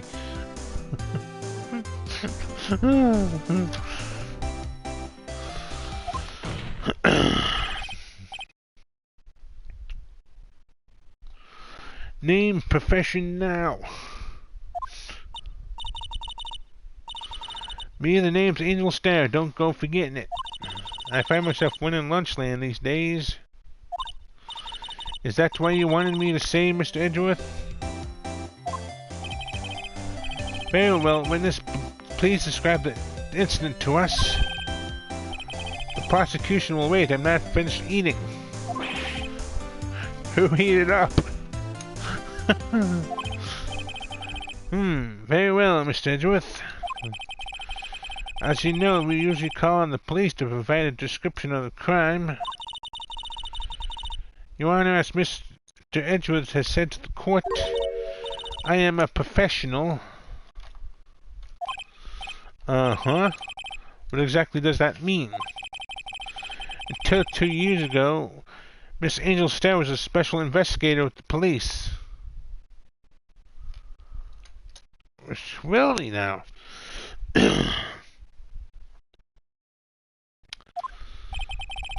She was a first-rate homicide detective.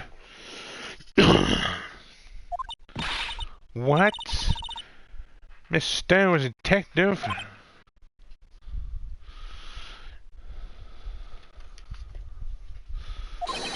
Yes, I know who you are. Cough up. Cough up, Queen Angel Star, Your Honor. Long time no see. Very well, you may continue with this description, Miss Star. Just who is this lady? If I might have the court's attention over here. The parking lot at the prosecutor's office is divided into 2 blocks. A block is for the prosecutor's office personnel. B block is for visitors and clients. A chain divider separates the 2 blocks. I suppose that's to keep visitors from taking up prosecutor's space, is it yes?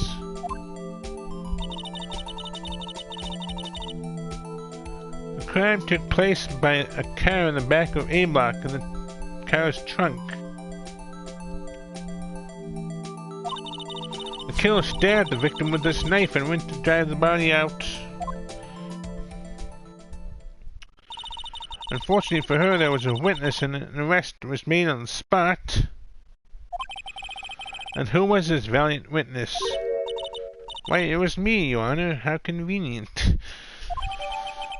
I think it was Lana that saw you kill lawyer and you went detective on her and arrested her. Witness, did you see the very moment of the crime? Of course, Your Honor. Immediately after that, I apprehended the chief prosecutor. Except you don't... it seems rather cut and dry, doesn't it? No, not really, Mr. Wright. I can't agree on principle, Your Honor. It seems that some poor losers are unwilling to accept the truth, Your Honor. Oh, I can't wait to prove that you did it. Shall I proceed to crush what hope they have remaining? If you can, then give them your worst, mister. Wait, are they talking about me? Yes, they are.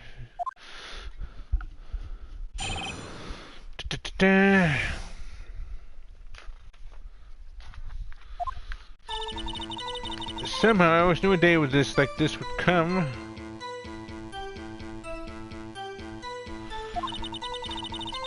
I was on my way to deliver the lunchbox to my boyfriend when I sensed something. Perhaps it was my finely honed detective's intuition at work.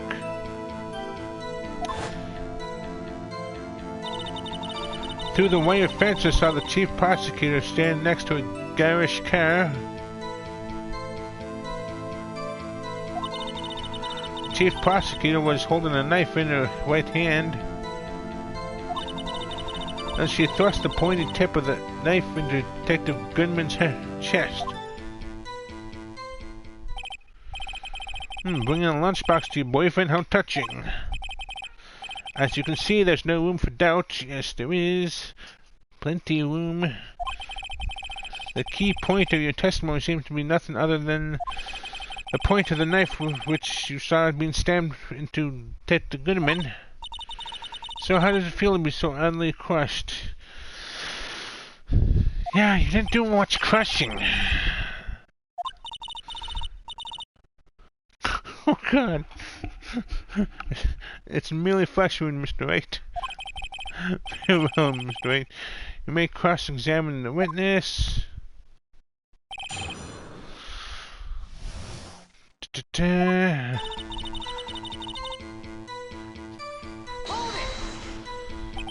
How did you know?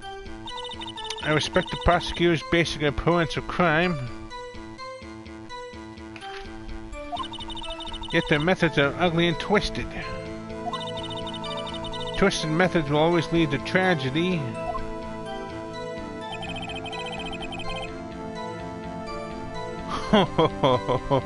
The lunch lady's uninformed opinion is duly noted. Given that they're used to erasing inconvenient evidence at their whim, you're not helping your case there, Angel. You're making it seem like you're the one that did it. Killing off a detective that knew too much is merely an extension of that.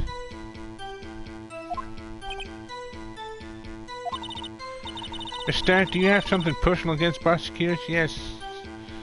You're a special homicide detective. I felt I had found my dream job when I became an investigator. If I hadn't been laid off by those prosecutors over there, I'd still be one.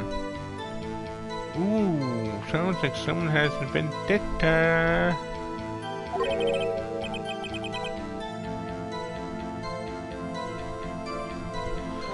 She was fired. To me, prosecutors are nothing more than worms. That said, I am a pro, as you know. My testimony is unbiased and flawless. Is it, though? You may continue, Mr. I was on my way to deliver a lunchbox to my boyfriend.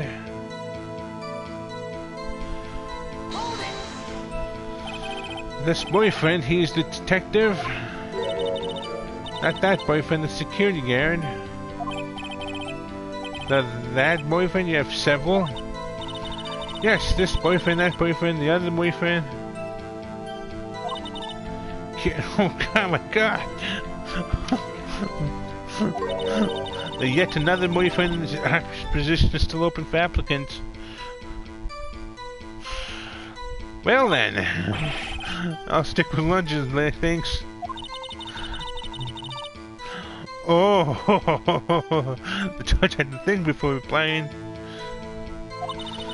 The security guard room is in the lot in A block.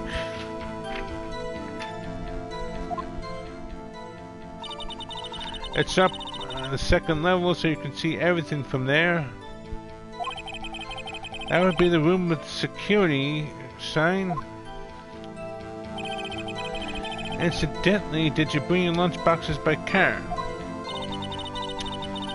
Since I'm a visitor now, I parked in B block. So she was in B block when she witnessed the crime, or so she says. When I sensed something, perhaps it was my finely honed detective intuition at work.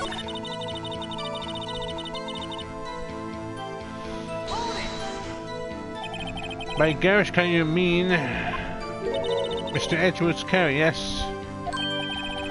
Mr. Edgeworth? Incidentally, the knife which the victim was stabbed was also Mr. Edgeworth's.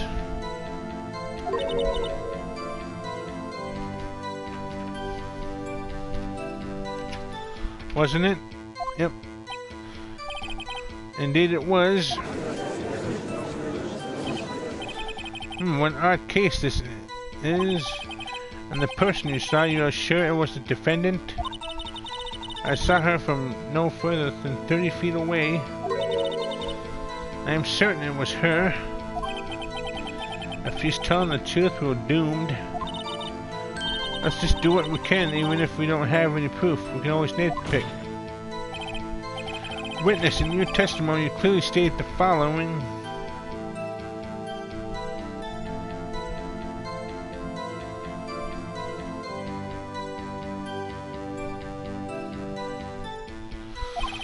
Prosecutors are nothing more than worms, ergo, you are a biased witness. You might want to keep those silly opinions to yourself in the future, Rookie. Is that a threat, Angel? Did I hit a nerve? Did I hit a nail on the head? Huh, Rookie? Unless you're willing to risk the consequences of doubting me.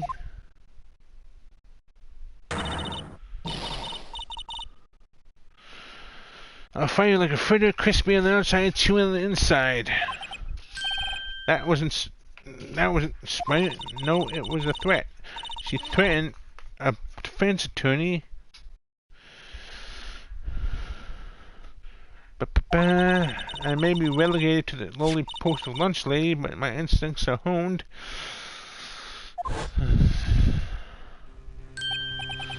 A photograph? You took this? The moment I witnessed the crime, my reflexes took over and snapped. I took a picture. Right, how convenient. In fact, one of my lunchboxes is rigged with a camera. I suppose that's more exciting than just hanging it around your neck. How convenient your lunchbox is. Why am I only seeing this from a photograph just now? Because she just, like, probably just printed it out of Photoshop this morning. You think I'd show it to you, a prosecutor? Think again. So, there's a former homicide detective who doesn't like following the procedure. Had a big beef with prosecutors.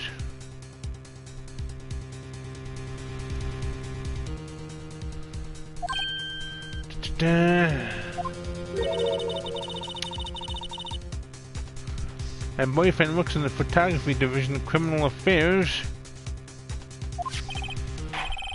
Well, this is most certainly the defendant.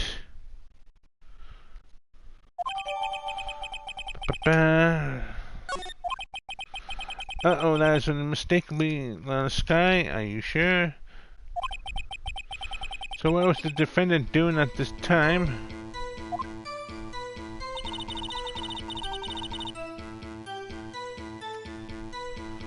Chief prosecutor was holding a knife in her hand.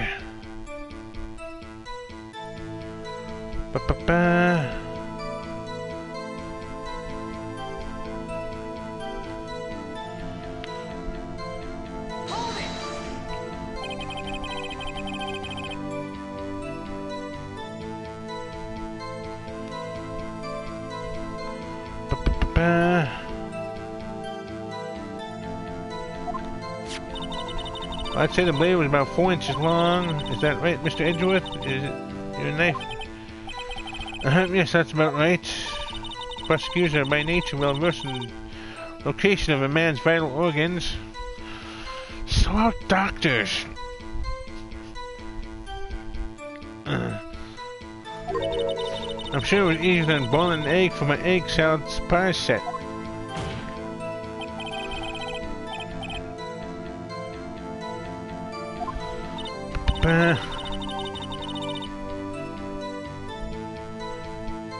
You're very strange, Angel.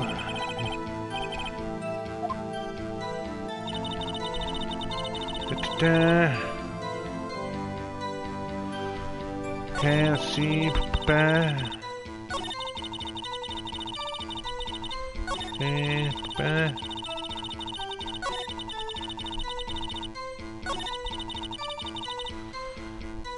Okay, 1, 2, 3, 4, 5.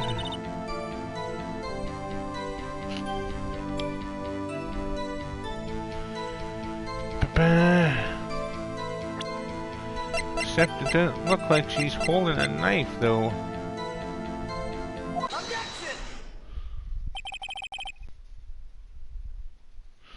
And you witnessed this?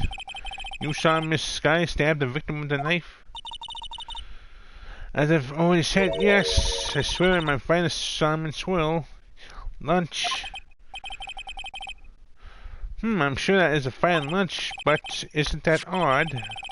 Look at this photograph that you gave us just now.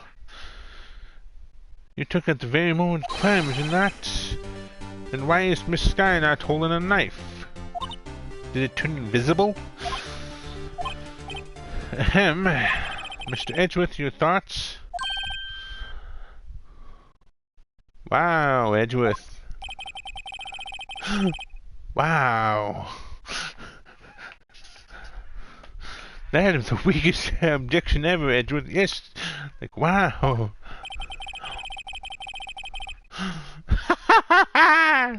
Yet it was still stronger than your ever feeble mind, Mr. White. What do you mean, Mr. Edgeworth? This photograph was not taken the moment before the stabbing. This was taken the moment after the stabbing.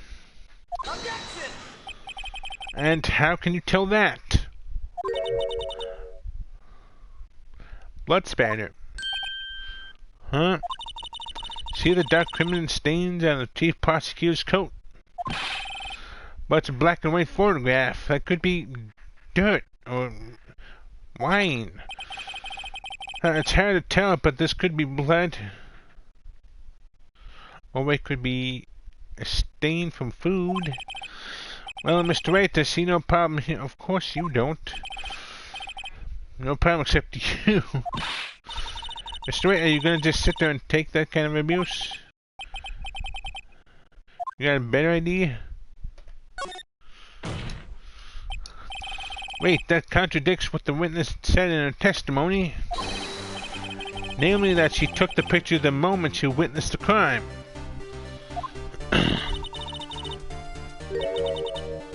Well, it seems I was slightly unclear. My apologies. Oh, were you now?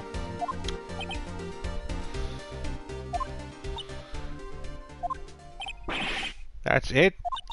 If you run out of lunch, you order seconds. Problem solved. If you don't like it, try ordering a jumbo-sized lunch from the get-go. Good advice, but I'm not sure I understood, but good advice. I didn't have time to stop her. Prosecutor Sky was cold, calculating, one like a robot. She killed without pain or remorse. It was a premeditated murder. How do you know it was premeditated? Did you follow her? Did you pry into her life? Premeditated, how do you know? Exactly, how did you know? Look at the chief prosecutor's hands in the photograph. Well, are those gloves? Surgical gloves made of thin rubber, most likely. Why would she have those on?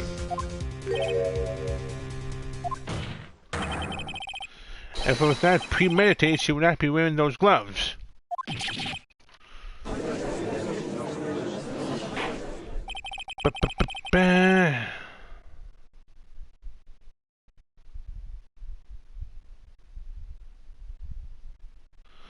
These gloves do seem to tell a tale of premeditation. That's your testimony.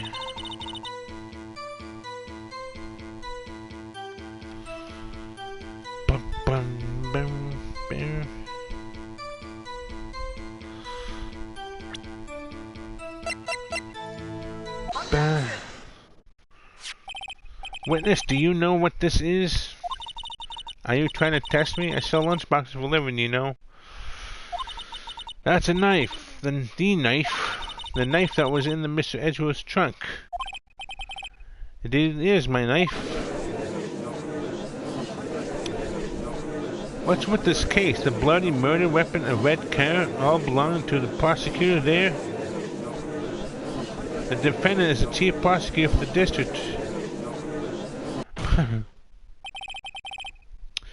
The defense has a request.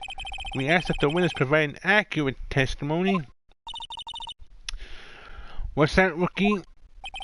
In your testimony, you stated that Lana Skye planned this murder. That's why she was wearing those special gloves. Seems like a natural conclusion to me. The gloves do indicate planning. However, why would she not also prepare the most important thing? The murder weapon. This knife just happened to be in the trunk of that car. Ladies and gentlemen, if you're going to plan a murder, you don't forget the weapon. Exactly. It sounds like this was a spur of the moment.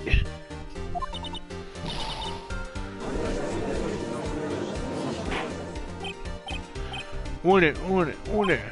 Great, now the tide is turning in our favor.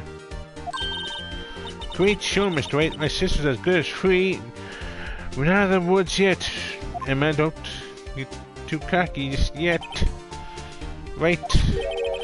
I believe the next lunch you'll be eating is humble pie.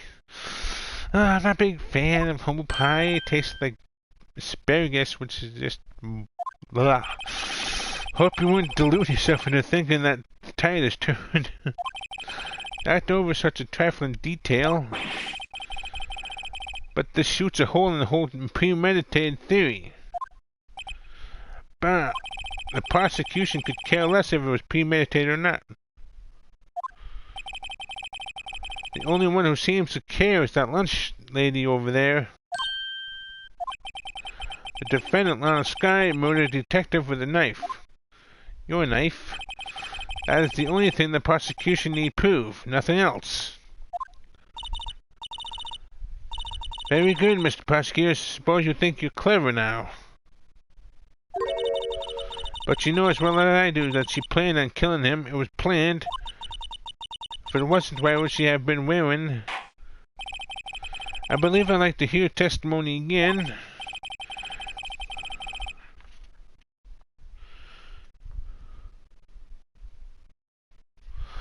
But your son, what you thought? How dare you?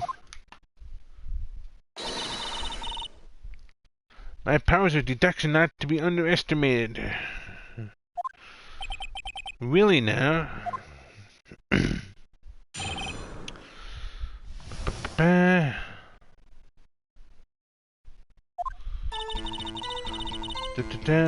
Tended to murder the gunman. That's why she called the victim all the way to the prosecutor's office. How would you know? I'm sure the chief prosecutor had a grudge against the victim. Nothing else could drive that human machine to plunge the knife in again and again.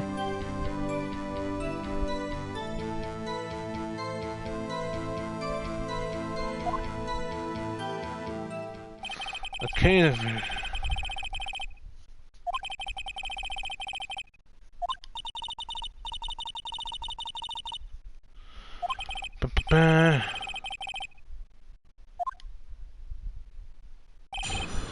Okay,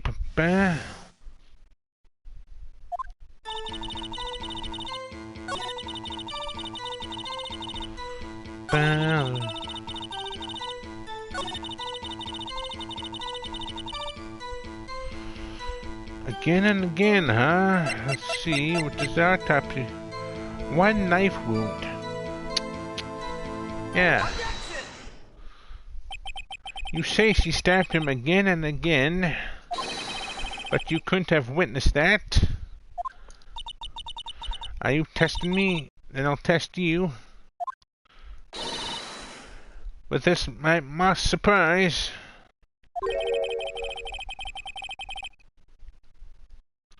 I'm afraid the moss is growing under our feet as we wait, mister. What do you mean? I shouldn't have to explain this, but take a look. The autopsy states that the death was due to a loss of blood from one stab wound. Aha. You're right. Good show, Mr. Edgeworth. Oh my god. What a hunk. He's my hero, really. What about my objection? No one noticed? Well, witness? You got the crime scene set, right? Angel, Angel, Angel. What are we gonna do with you? Oh, thanks. I always believed that no one could ever mistake ketchup for blood. But now I realize that such mistakes are possible. So, you're saying you mistook something for blood? When she lifted her knife, I thought I saw blood at her breast. Splattered blood from her victim. That's why I thought she must have stabbed him at least twice. And tell us what you saw. You thought what you testify. Ba-ba-ba.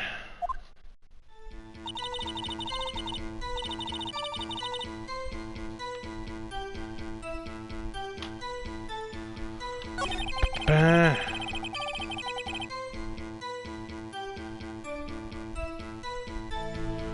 Yep.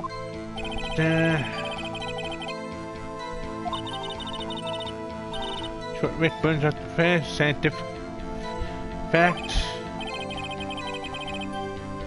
I wonder, wouldn't it depend on the size of the candle? I mean, add more wax and even a really short wick will burn longer. Obviously, more scientific testing is required. On this guy to attend the murder.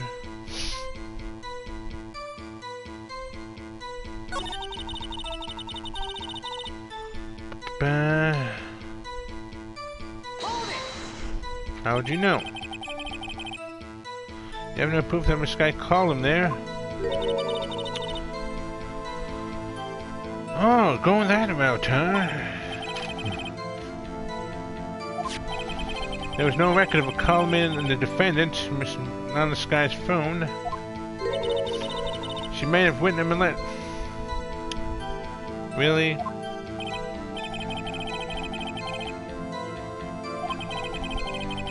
She can also send carrier pigeon now. Morse code. Smoke signals. In any case, the victim came out to the prosecutor's office where he was murdered. I'm sure he had a reason to be there. Witness? Why do you think the suspect who summoned the victim that day?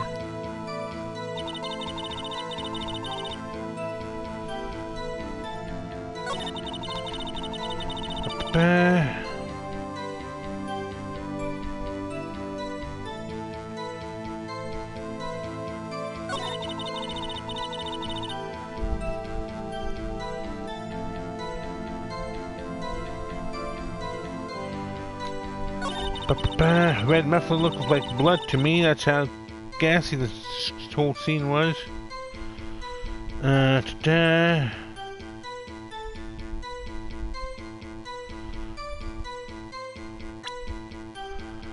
Red muffler, huh?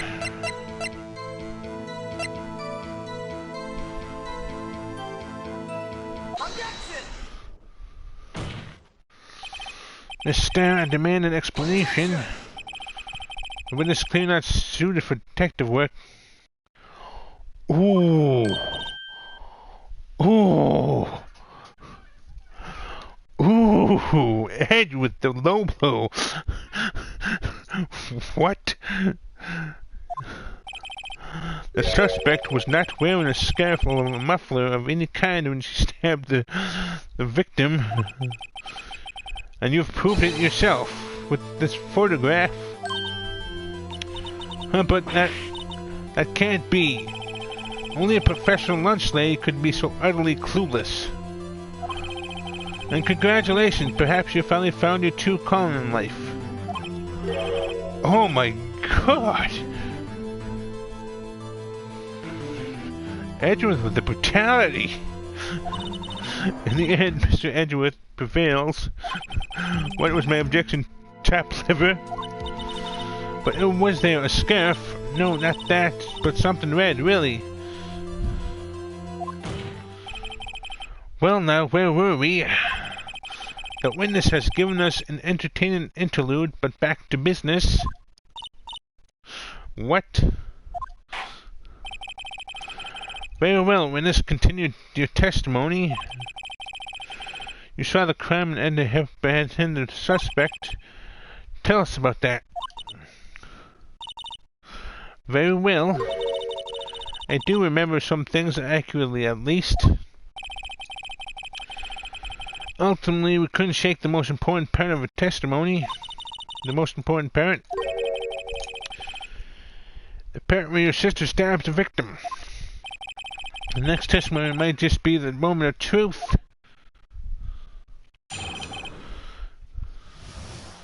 Ba-ba-ba. At the suspect attempted to run behind the partition to the side. Okay. Boom, boom, boom, boom, boom, boom. Quickly, Connor explained her rights to her and arrested her on the spot. Ah, yes, when I arrested her, she mentioned the muffler.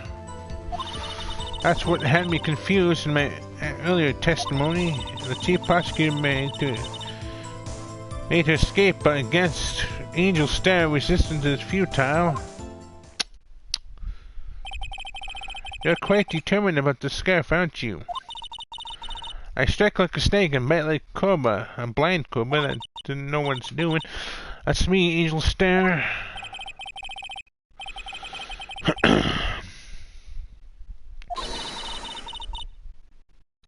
Don't bother me with details unless you want to get bitten. I wonder why you were fired. Because you're not very good. Now, yourself, Mr. Wright is weak against poisonous snake bites. I think everyone would be weak against poisonous snake bites. That's kind of what poisonous snake bites do to people.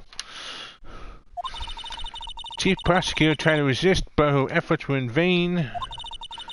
She knocked my hands aside, kicked over an oil drum.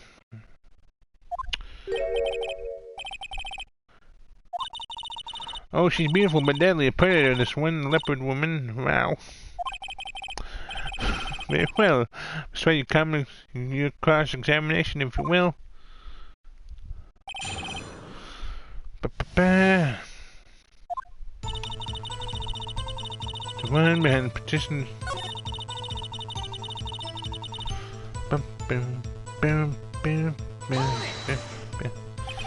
You say quickly, were you close to the suspect? As I just said, I was only 30 feet away from her the whole time. Maybe I should press her for more details. I'd like to see this on the floor plans just to be safe. Lunchland car was there. She was a visitor, thus she was parked in B block. So you witnessed the murder from here. That would make it about 30 feet from the car, yes? Is that correct, Miss Starr? Yes, that's right, but there was a chain link fence in front of you. I went over it, of course. It would have taken her a little time to climb over the fence. She couldn't have gotten to my sister that fast. Yeah, that fence was about 9 feet high, too. Yeah. She was already on the other side. So yeah, Miss Sky, it was you that did it. Not Miss Sky, but Angel. Boom, boom.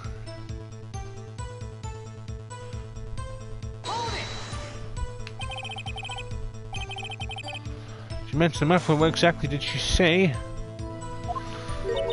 If I remember exactly, I would have told you in my testimony. Cheeky. All I heard was the word muffler.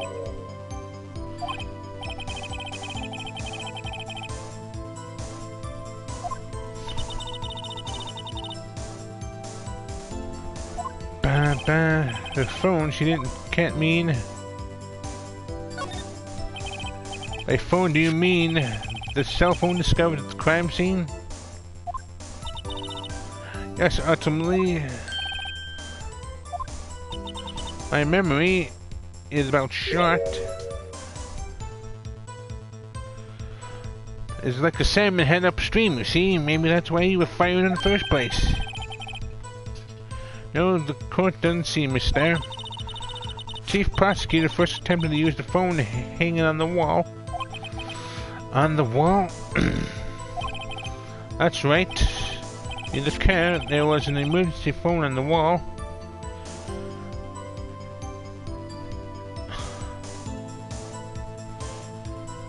Huh, emergency phone on the wall. So, Lana Sky probably rushed to the emergency room phone, probably to call security because she saw you, Angel, stabbing guy. You saw her and you quickly ran to her, pretending to be a good guy, and arrested her.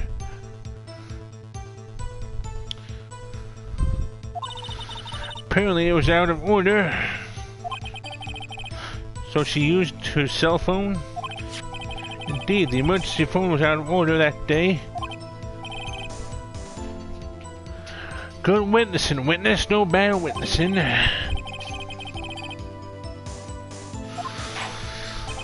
You should, of course, add this to your testimony. Things I do to please this rookie defense attorney.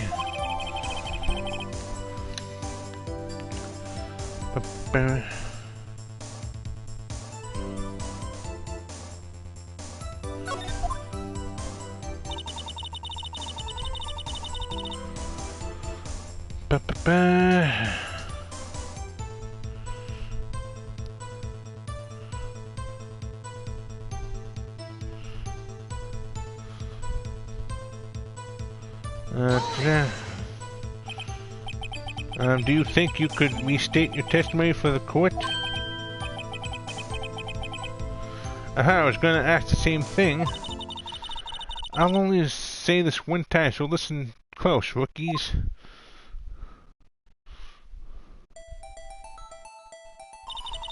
The chief prosecutor stabbed the victim, ran behind the partition. Then she picked up the emergency phone on the wall, but it was out of order.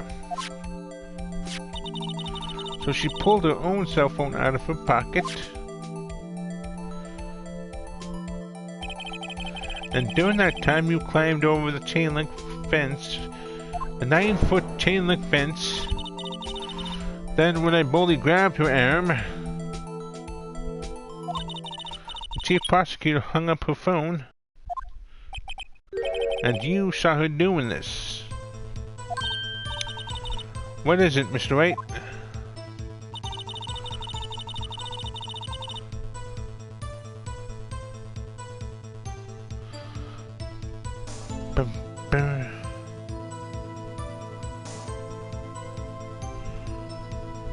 Chief prosecutor made to escape, but against resistance is futile.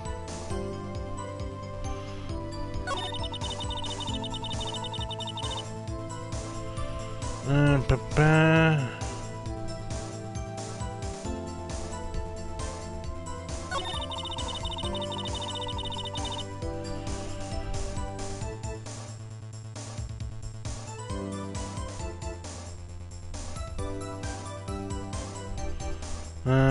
Da.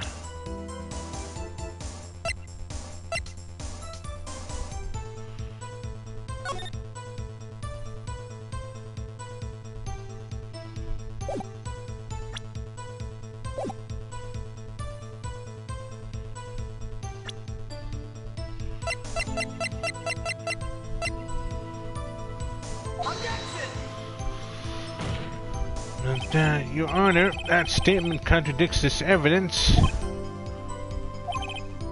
I don't see anything contradictory.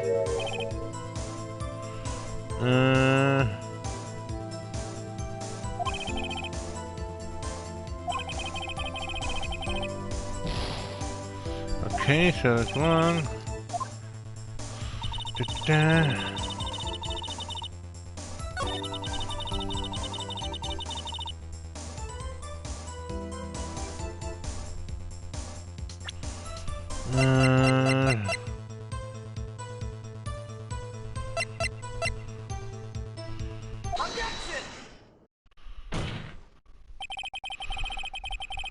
Mister, I have to conclude that you have a personal grudge against Miss on the Sky. Objection! The witness is a former detective. Her testimony is unmarried by personal bias.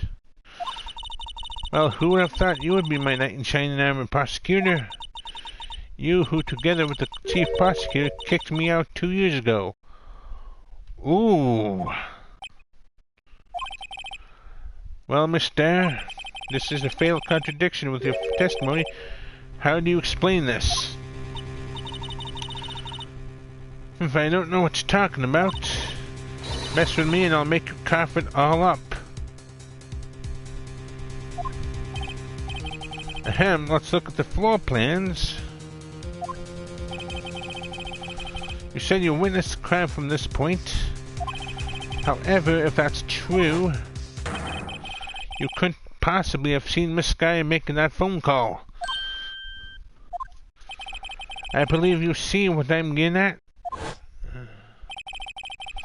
The emergency phone was on the back side of this partition. If indeed you were in the B block, you couldn't have seen it.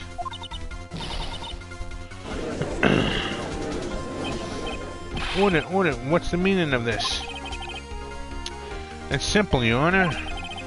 She's not coughing up lunch, she's coughing up lies.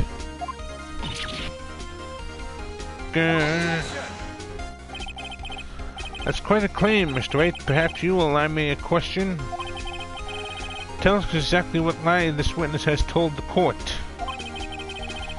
Here's where the counterattack begins. They couldn't afford to get this wrong.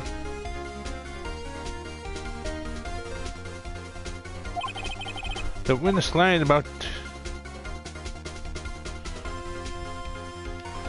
where she saw it. This guy tried to use the emergency phone, but it was out of order. What is significant about this fact? Nothing. Therefore, it would be pointless for Miss Starr to lie about it. Pointless to lie, I see. But say the witness did actually see Miss Sky using the emergency phone. It would mean Miss Starr witnessed the crime from a different location. A different location? Now that's a pointless lie if I ever heard one.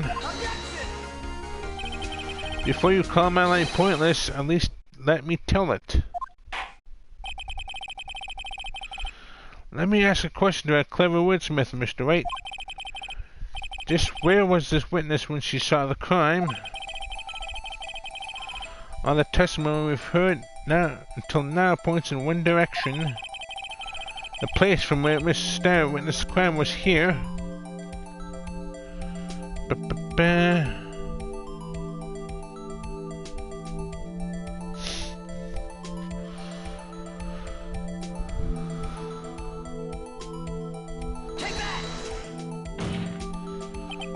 This is the only place where she could have been.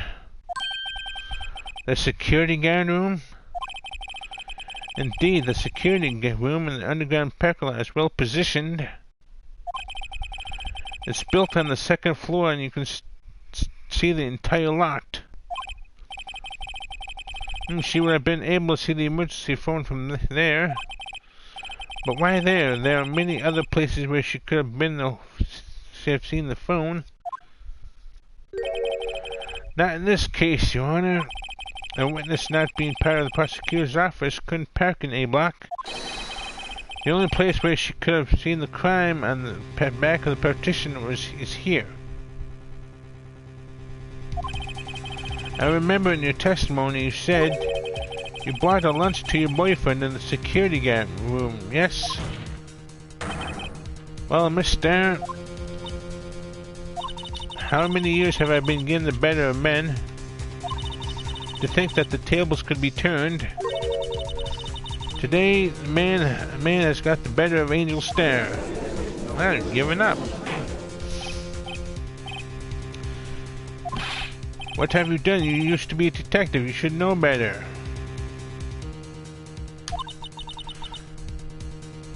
I'm not turning back. The guilty will be punished, and I'll do what I must to make sure justice prevails.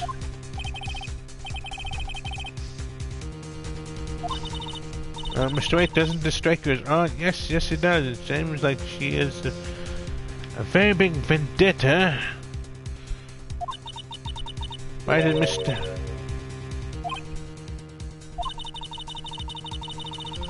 She could have just said that she saw the crime for the security guard station. Because she's the one that did it.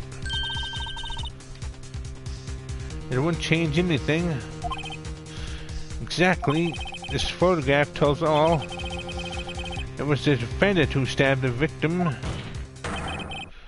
The truth still stands. Objection!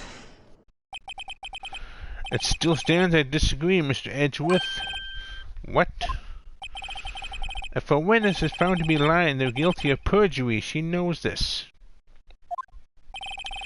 She wouldn't risk that without a good reason. So tell us what her reason was, Miss Wright. Me? Who else? Mr. Wright, let's review what we know. Miss Stout witnessed the crime from the security guard station. But she lied and said she saw it from B block. I must make of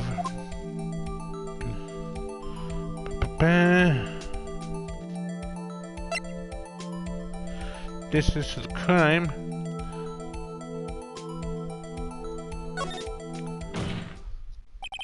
It changes the distance between her and the scene of the crime. Objection! My condolences, Mr. Wright, but one look at the floor plans and it's quite clear. The distance between the scene of the crime and the guard station is 30 feet. I don't see how that would change what she could see. Objection! What she saw is not in question here. What matters is the time it would take her to reach the scene of the crime. Miss Stout, you witnessed the crime from the security guard station. Now, how long did it take you to go from there to the scene of the crime where you arrested Mrs. Sky? Well, witness, yes? You ordered the squid wheels, right? Ooh, squid. The quality of my lunches has gone from low to inedible. I was bringing a PB&J lunch with fresh boysenberry jam to my boyfriend. Boysenberry for the boyfriend. He wasn't in the station, so I waited. Oh, how convenient. I witnessed the crime from the glass wall station.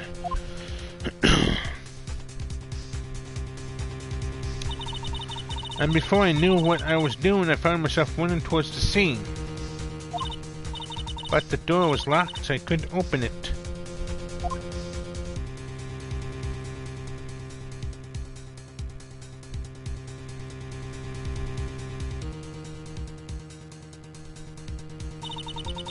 That's why I had to go to the visitor parking lot in B block.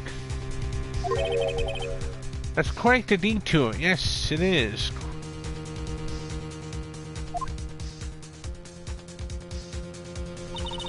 It will probably took me at least 5 minutes to get to the scene.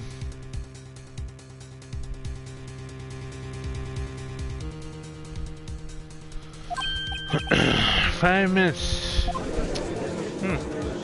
Interesting. But it was that woman over there in the defense chair who stabbed him. I know they have photographic evidence.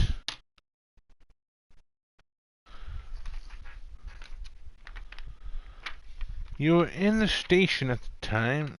Your lunchbox took a picture of the woman, of someone at the car. Sounds like you were staged. I swear my finest plastic spork. Not really. The smoke is... Would you like another caviar lunch? Absolutely. Uh-oh. Mr. White, you have to do something. Do we have any evidence to stop this? Yes. 5 minutes between the witnessing of the murder and the rest. Think about it. You could make pasta in that amount of time. If you like al dente.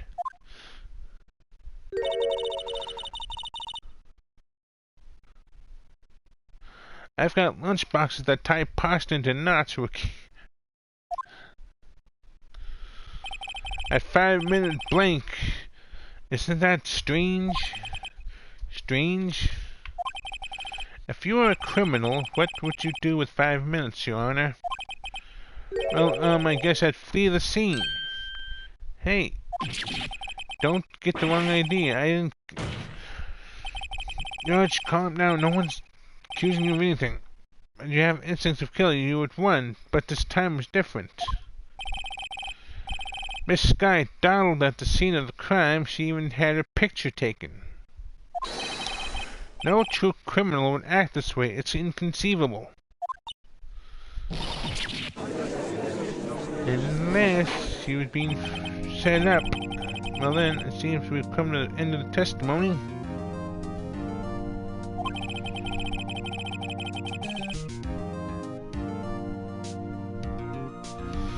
The woman has a grudge against the defendant blank in her testimony. Mr. Edgeworth is the next witness ready to go. Unfortunately, I appear to have overestimated this witness on account of a professional history. Ooh, again with the brutality. If we did it, we screwed that can shut, Mr. Wright. That was too close.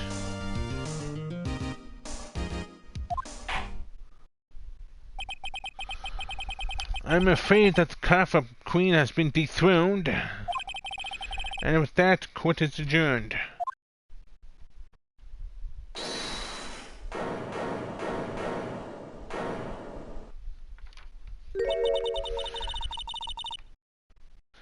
Mr. Edgeworth, you ordered the squid wheels, right?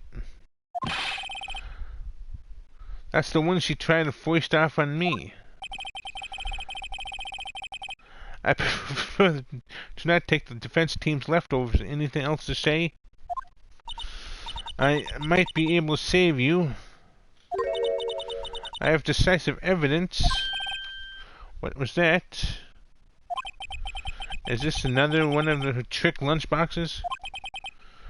My apologies, but we have no further questions to ask of you, Mr.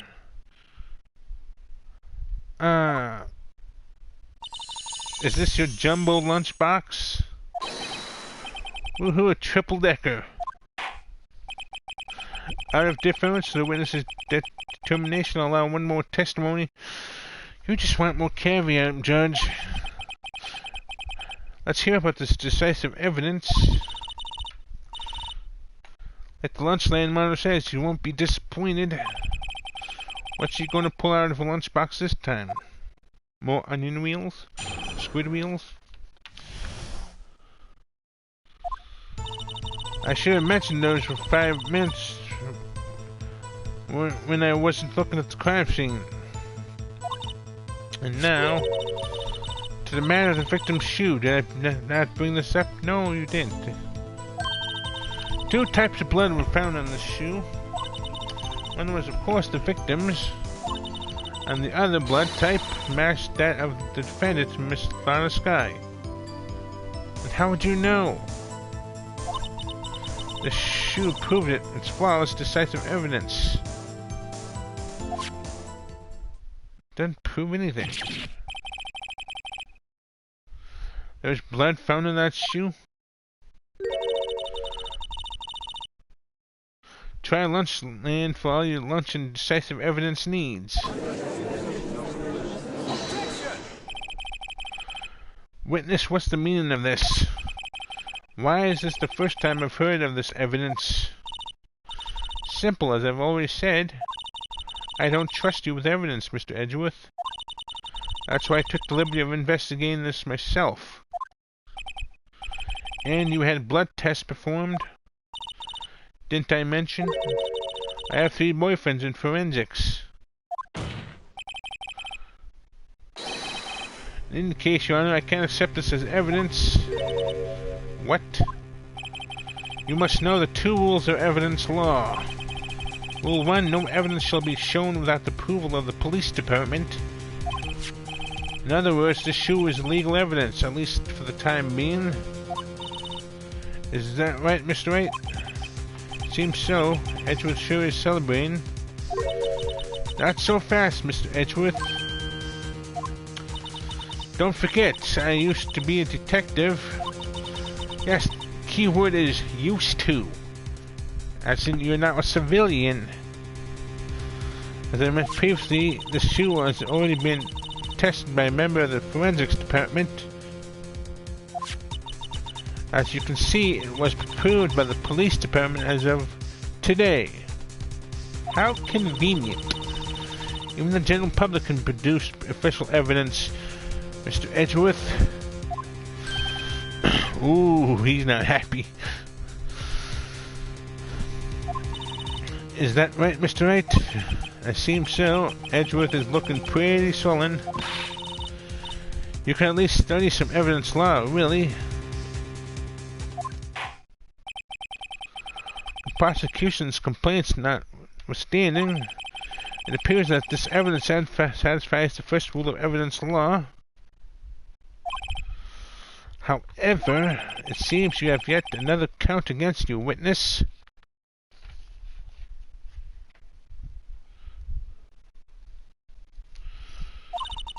Anything to ensure that the guilty are properly judged? Very well, Mr. Wright, you may cross-examine the witness.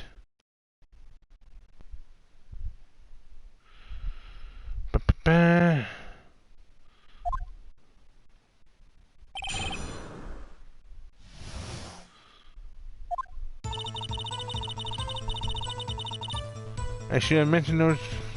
Looking at the crime scene, and now the matter of the victim's shoes. Did I not been accepted? Nope.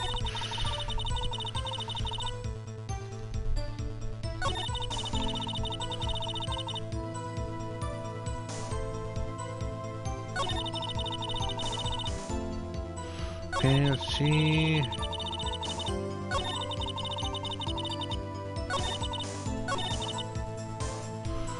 One, 2,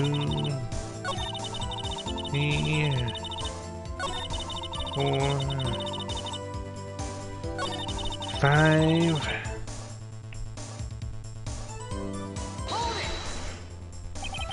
I can't let this evidence go without a fight. You ordered the peppered fish cuts, right?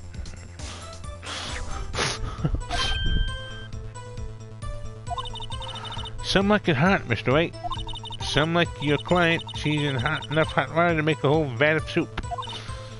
Mr. White, don't you have a problem with the shoe? Problem? It's so critical. There's the problem with the victim's shoe. If I'm not imagining things, I'd say there's one critical problem with this evidence, a clear contradiction. That gleam in your eyes, you're still young, rookie. I'd give you a peppered fish gut now, but you couldn't take the heat, could you? Let's hear what Mr. White has to say. What is contradictory about the victim's shoe? Show us the problem with this evidence.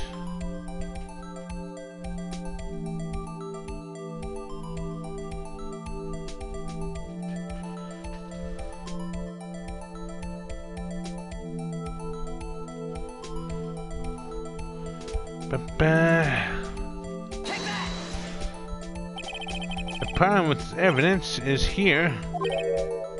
Where?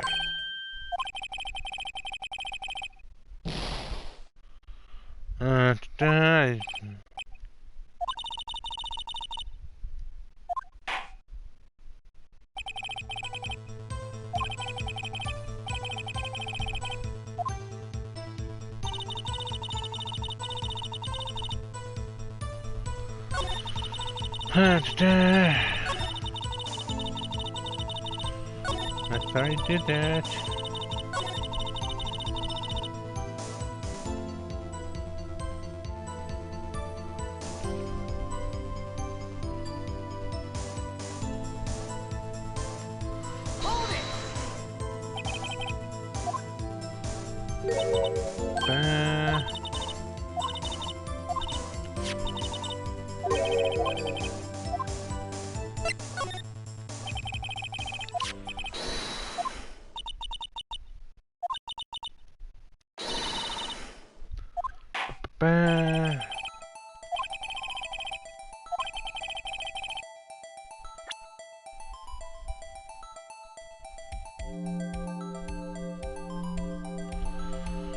Percent.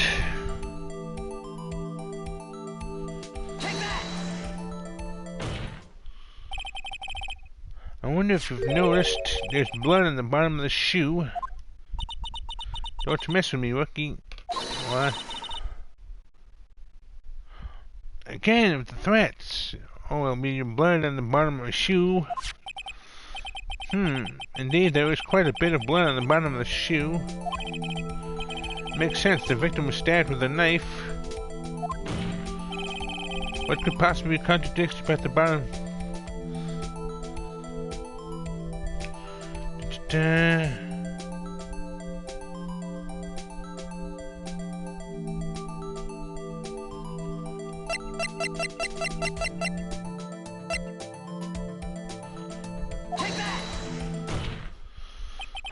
The problem lies in the footprint. The footprint? Note that the bottom of the shoe, victim's shoe, is covered in blood. Then, isn't it strange? Why weren't there any bloody footprints found in the scene of the crime? Aha! As you can see, there were no traces of any such footprints at the scene of the crime.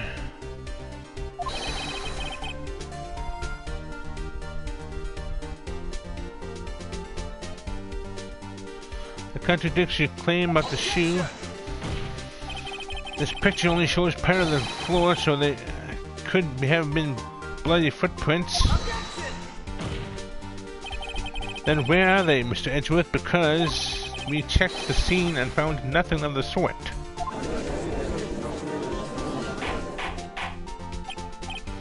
Order. Well, witness. What, huh? Great going, Mr. White, but it's true that the lack of a footprint is a contradiction, but then we have to ask why there wasn't a footprint. Oh, that's true. There has to be a reason why there wasn't a footprint. Think, Mr. White, think. Okay, I don't know why it's not there. I'm just gotta find contradictions. What?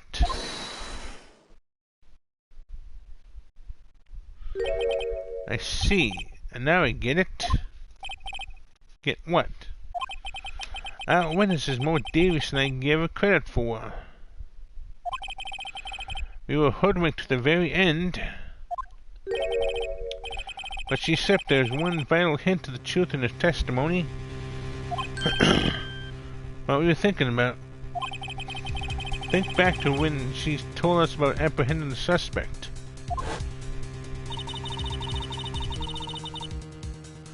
The chief prosecutor tried to resist, but her efforts were in vain. She knocked my hands aside, kicked over an oil drum. Oh, she's beautiful but deadly, a predator, this one leopard from... I thought that was a strange thing for the normally cool-headed chief to do. No kidding. Now, witness, allow me to ask a very simple question. This oil drum, was it empty? Oh, that, I'm not sure. I like your attitude, Mr. Edgeworth. But apparently you're not the slowest conveyor belt in the lunchbox factory. Witness, well, was the oil drum empty? The oil drum kicked over by the chief prosecutor was brimming with water. Water? What does that mean? Still don't get it, Mr. Wright?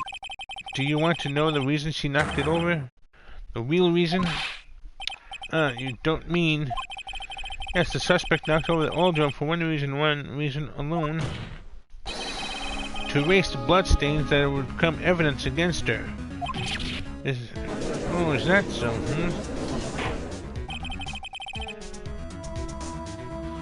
That ties things up quite nicely, not really.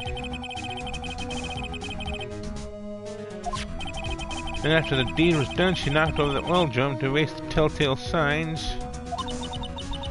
Why, that's the prosecutor's specialty, erasing evidence. That reminds me, Miss Guy's right hand was hurt. Yes, it was.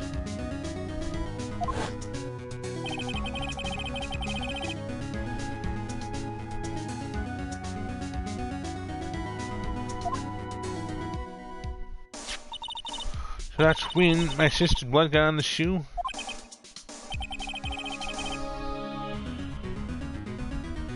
Ba-ba-ba.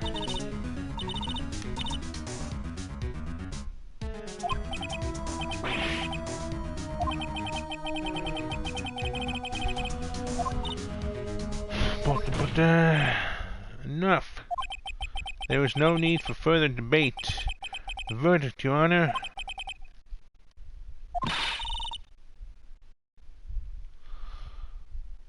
Ba-ba-ba-ba.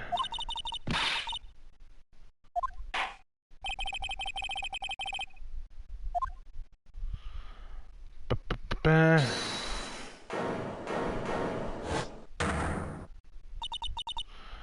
Little girl, what did you just say? Huh, me? Did you say that I, Angel Star, was on the prosecution side?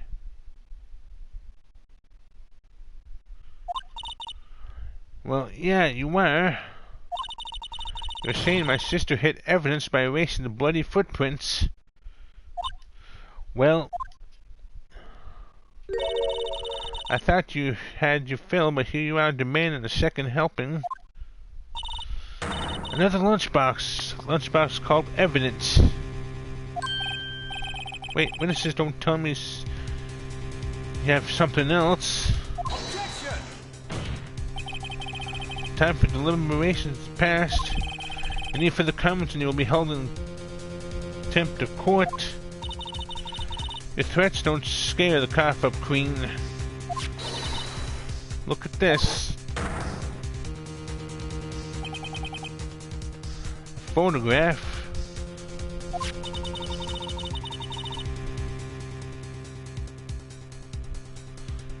I had it just in case anyone had the gall to suggest that the white shoe didn't belong to the victim. I see no room for error in this evidence.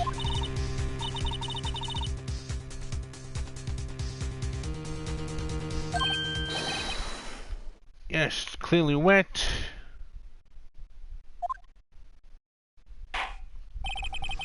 Ba-ba-ba.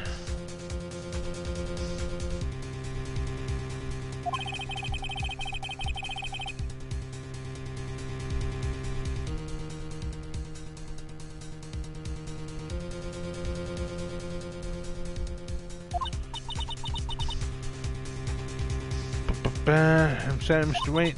I guess I couldn't help after all.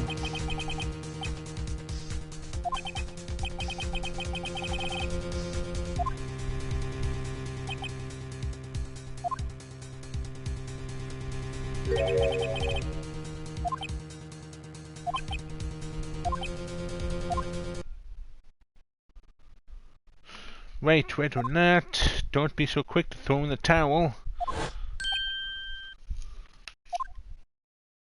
Get yourself up off the asphalt. Take another good look. Don't give up, not until the bitter end. This is the last piece of evidence. Very well. This time I'd like to declare a verdict for good. Objection! Your Honor, wait. What is it with you people? Can't I hand down my verdicts in peace anymore? Sorry, Judge, but no. Whatever it is, can it wait? No, it can't. Look at this photograph, the last one submitted. This trial isn't over until we give each piece of evidence proper consideration. So, right. Are you saying there's a problem with this latest piece of evidence? Yeah, there's a problem. I want to go ahead with this.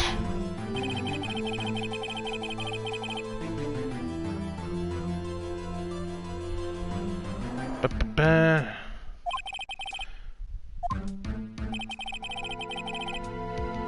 Show the courtroom what problem.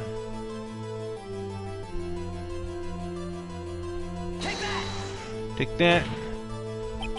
The problem in this photograph is here. What's this? There's something poking out of the car's muffler. Wait just a moment, Mr. Edgeworth. Your Honor, you just said muffler. However, I see no trace of a muffler or scarf of any kind in this photograph. A muffler is also part of a car or motorcycle, Your Honor. Just think of it as this, part of the exhaust system, a pipe. I see, and I see. What's the suspicious looking cloth sticking out of the car's muffler? So what if there's something sticking out of the muffler? What does that have to do with this case? Nothing, absolutely nothing. Sorry, mister, but it's not going to be that easy. In fact, you've already told us why this is important to the case. You said as much in your testimony. What? Let's hear what Mr. Wright has on his mind. Tell us why you think this piece of cloth is related to the case. Ba-ba-ba.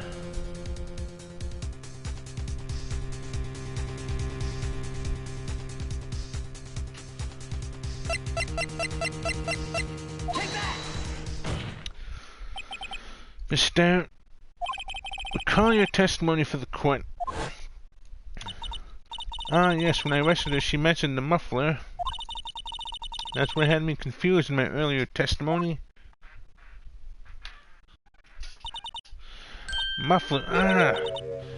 Yeah. Could it be that the muffler you heard mentioned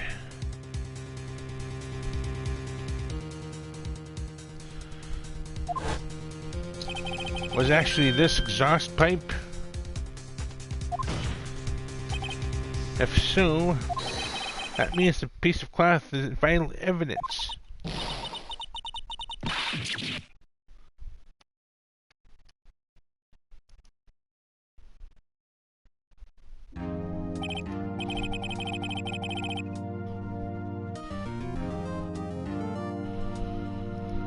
Well, it seems we'll have to suspend the proceedings. Just suspend. I find myself wondering about the piece of cloth. If we leave any question unanswered here, we do a disservice to the law. Have the car at the crime scene inspected at once and bring me that cloth. The verdict will wait until after we've seen all the evidence. Agreed. I suppose so. Here, that was close, but we made it, at least for now. This court will adjourn for a 30-minute recess. It's lunchtime after all. You still hungry?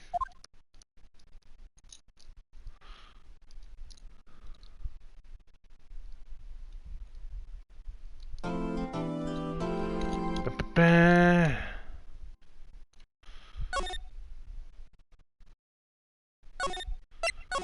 And we'll stop it there for now. And let's see who we can read out to.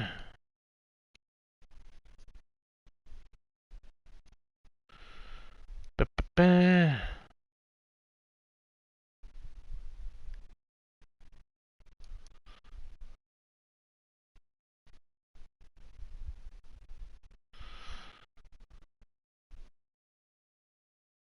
I know who we can read out to. She's playing this game and it also happens to be on the same case as me, so let's give her a raid, and tomorrow I'll be playing Assassin's Creed Odyssey.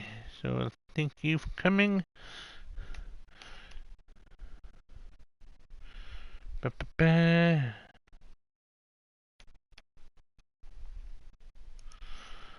And I'll see you later.